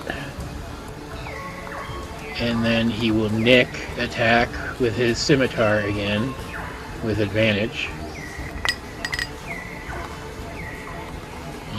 For 17 slashing damage. And he will say, as he is just wailing on Rolerna, I won't let you keep raiding our territory. It is Throsk's turn. Cool. And he's like below this, so I guess I have to move it, because that, even though that's freaking stupid. Can you can I move it to the back? Or something? Oh, here we go. I locked it in place. Oh. He's gonna... Well, 5 feet lower for injury. Come on. Here we go. Oh. Move to there. He's kind of running at Megan. And as he kind of passes by, he's gonna swing at the cat. What? And, That's ridiculous. Well, okay. it just kind of dodges. I don't care. Whatever. No, it just it's more of a character thing than a actual attack. So whatever. It just kind of hops out of the way back up into the cart. That can't be God. And I'm gonna say that was his bonus action attack, so he's gonna continue to dash at Megan. Which brings it to Edry, who takes 6 cold damage because the dice hate her, I guess. Everybody else is rolling like 1s and 2s, and for her it's like... Alright.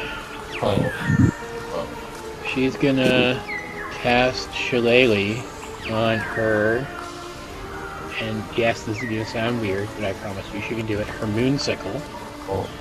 Orlana has 2. She dual wields one sickles. Yeah, but you can't usually shillelagh use it. Oh, okay. That is weird. Really a wooden thing? Yeah, it's a club. Yeah. And she's gonna move there, and she's going to attack with her scimitar against Orlana. And miss. Yeah. But then she's able to attack next with her shillelagh. Because it has Nick. Mm-hmm. That's a 19. Doing 10 force damage that you're probably going to use that one thing to have. Well, she's still it's still not the beginning of her next turn. Oh, She's yeah, still true. Blessing of the Raven Queen. So. Oh, yeah. So she's just standing there with her arms crossed, like letting all of it kind of pass through her. Still doing damage. Well, yeah, but still.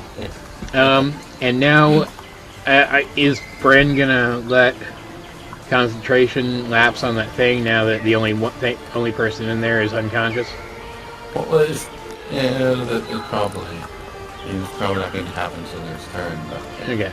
probably take Are any of the geomancers still up? No? Alright, not their turn then. Merlina's turn. There's a sovereign left. Well, yeah, but it's not his turn yet. He's like, wait, I was fighting a guy. Where'd he go? Let's see here. What are some things I can do? Keep in mind, Merlin is able to respond to what Yatrisk said. It's like we at least just got here 5 days ago. What raids are you talking about? Right, when we come back around to his turn, he'll respond to that. In the meantime, what would you like to do? You're kind of getting boxed in by 2 of the only competent people here that aren't us. Yeah. Well, Orlena's actually going to respond in kind. Well, actually... Is that a bit... No, I'm going to check something. You can keep going, obviously. She's actually going to cast...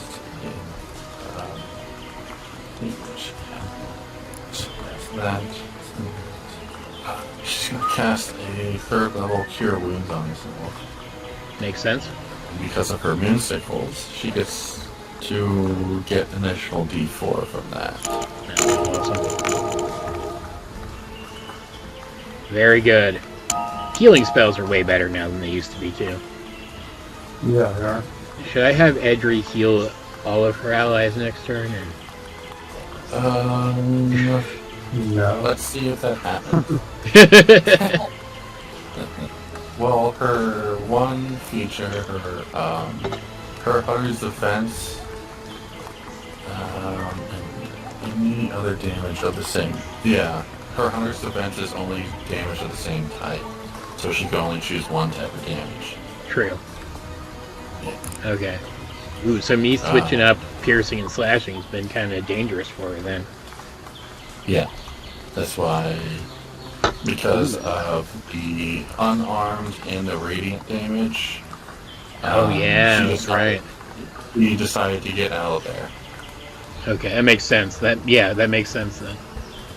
Okay. And then Reyna is going to bonus action, Blessing of the Raven Queen behind her.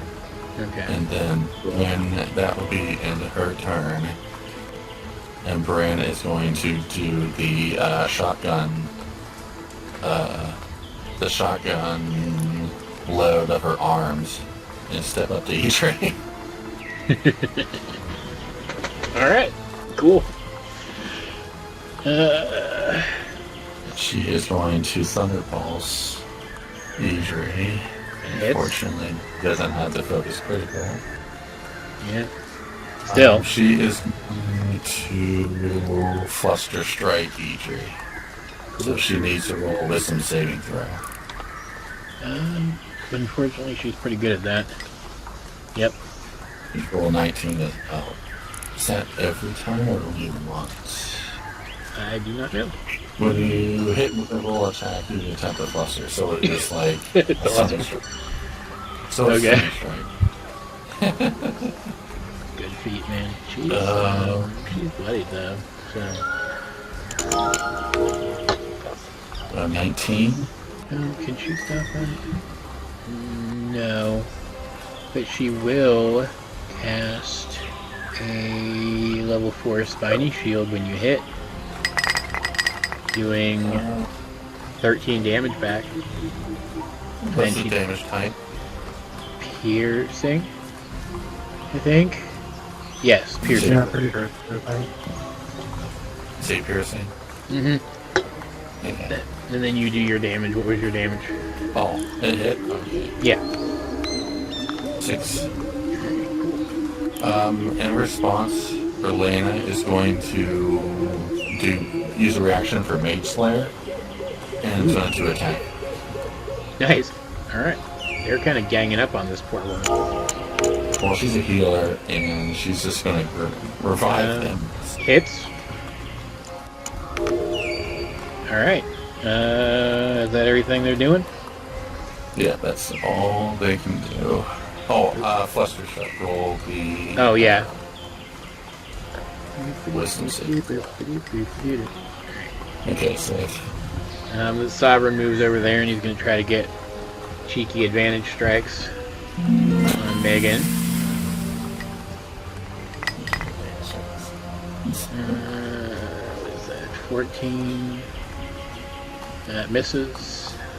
And that misses. Fantastic. Which brings it to the plethora of guys that are attacking Todd. Well, there's only 2 of them now. I guess Todd and Zack killed that one. So, swing. Ooh. No, that's a miss. Okay. Miss? No. Yeah, miss. And the other one attack once. Miss. They're really bad. Zack want a sentinel attack either one, like the one that was next to him or anything like that? Well, I was reading it, and it says Sentinel says if they have to hit a target other than you with an attack, actually. Okay. I wonder if the old Sentinel was just if they make an attack. Might have This one been. specifically says if they disengage or hit the target other than you. Okay, that's fine. Megan's turn, and she's gonna attack the Sovereign first because he looks like he might go down if she hits him. Oh.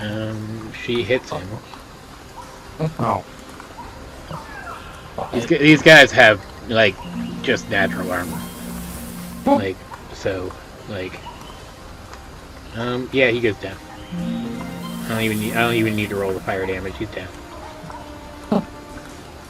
Then she's gonna like turn with the momentum and swing at Throsk. Hit him for 27 damage. Cool. Whirly sword. Whirly sword. That does hit again. He's still looking pretty okay, unfortunately. Bring it back around to Darcy. And does she have any healing spells? Does she care about that? Yeah, she has healing word. I'm gonna have her cast healing word on Wolfgang. 10, which is good because he actually has enough HP for something like that to matter, unlike Todd. And then she will, I guess, go here and attack that guy. Again, as she's running up, she'll throw the hand axe, and that does hit Because I cannot stress enough that these guys are weak and pathetic. Definitely the 3. And then attacks with advantage with the Great Club. That still hits somehow. 4. Enough damage to knock him the fuck out. Cool. Johan's turn. Maybe you should do Todd first. Huh? I said maybe you should do Todd first. Oh, yeah, true. Let's see. Todd will attack that last guy and hit. And that will do. There you go. Oh, by the way, as Todd's attacking here, you see the tattoo, the glowing tattoo that he usually has going on, kind of spreading further along his body. And he did that. And he heals up the rest of the way, so he's at full health now. Johan, this guy's bloody, is gonna just kind of flick a flame seed at that guy that Todd just hit. Healing is over here. And knocks him out. Freezes death ball. Flame. Whole flame seed. Oh, gosh. Cool. Zack. I was Zack.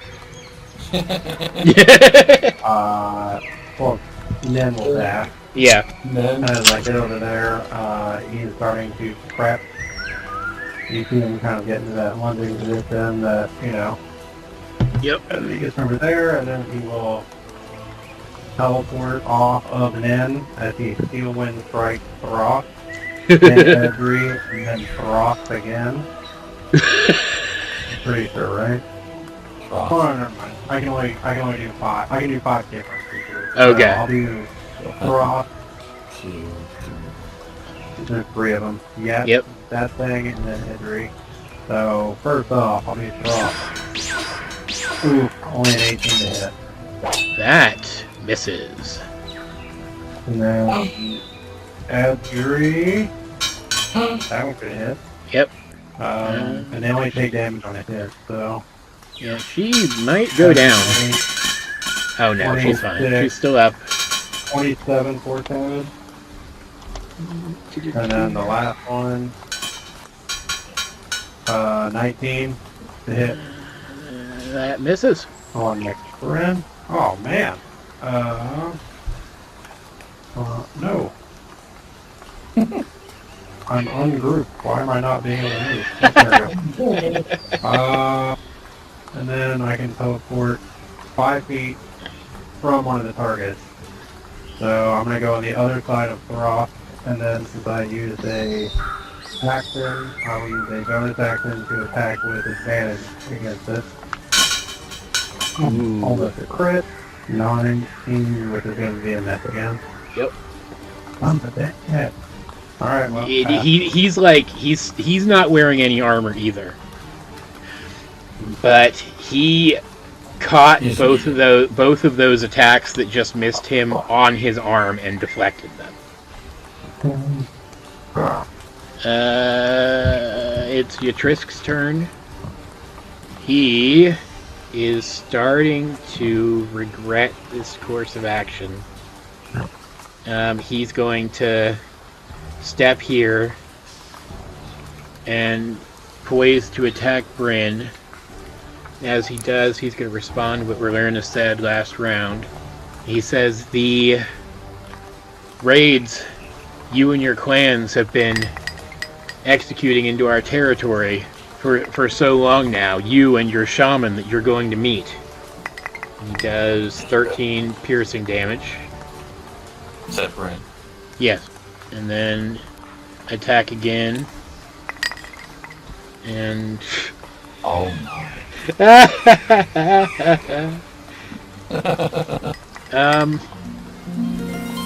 on a double crit fail, that is high enough for her to get some kind of opportunity attack. Okay. Yeah. Cool.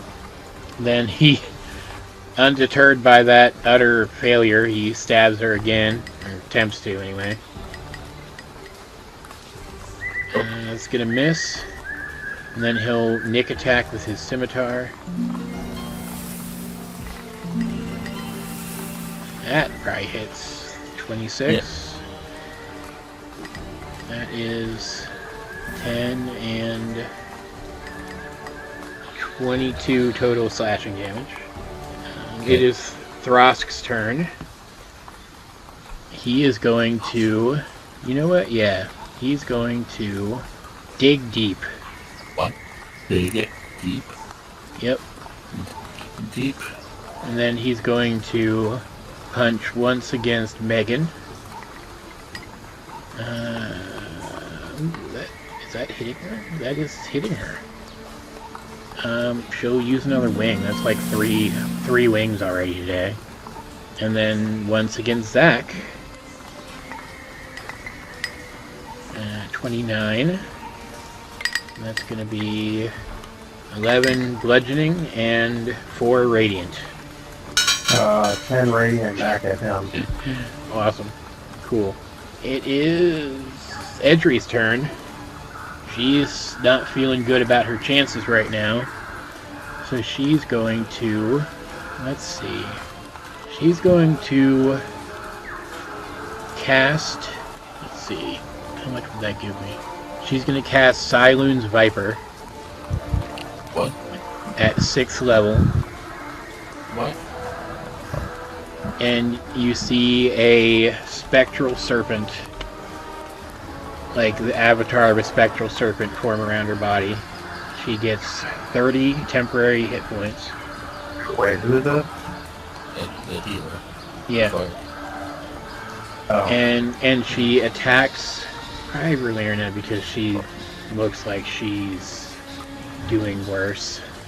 With the Viper, it snaps. 27 to hit. Yeah. And she takes 11 force damage. And she has the poison condition until the start of my next turn. Yeah. And while poisoned, she has the incapacitated condition as well. Boy. Yeah. So that means, unfortunately, Brynn cannot take any actions or reactions because Siloon's Viper is a broken spell, I would argue. But, you know, not gonna not use it. Are any of the other guys up anymore? No, I can close No. them. Let's close all of them. That's Ross and Edry. All right. You didn't even get to the dragon or anything. I mean, lizards go down. Boom. Rylanda's turn. Oh, nope, sorry. Brynn's turn. Brynn's turn. Brynn will respond if you like. I mean, we were here to meet him from his king. We never heard anything about any kind of raids. I mean, we could probably try to talk to him to stop the raids. Alright. What's she doing? Is she attacking or anything? After she sees Relena in kind of like a stunned position, she's not really going to fight anymore. Alright, roll a persuasion for me. Hey, if you guys want, so unfortunately I do have to, you guys can finish the fight if you want to control Zack or not. But I unfortunately have to do... Do you have 5 more minutes? Well, not really, no. Okay. I know, Alright, then we will stop here then with the Atrisk realizing that a mistake was made and telling the others to stand down, and even though it does take him a second, Throsk is able to be coaxed down out of his frenzy and calm down and you are able to speak with them at the start of next session. Alright, I apologize about that. Oh no, you're fine. I get it. Alright. Thank you. Yep. Alright, see you guys. See ya. That was a really clutch persuasion roll. I know. The fact that she didn't attack helped as well. If she had, she would have had like a disadvantage on that. But with everything that's been being said, the guy's kind of like, yeah, you know what? Maybe we were a little hasty. Yeah.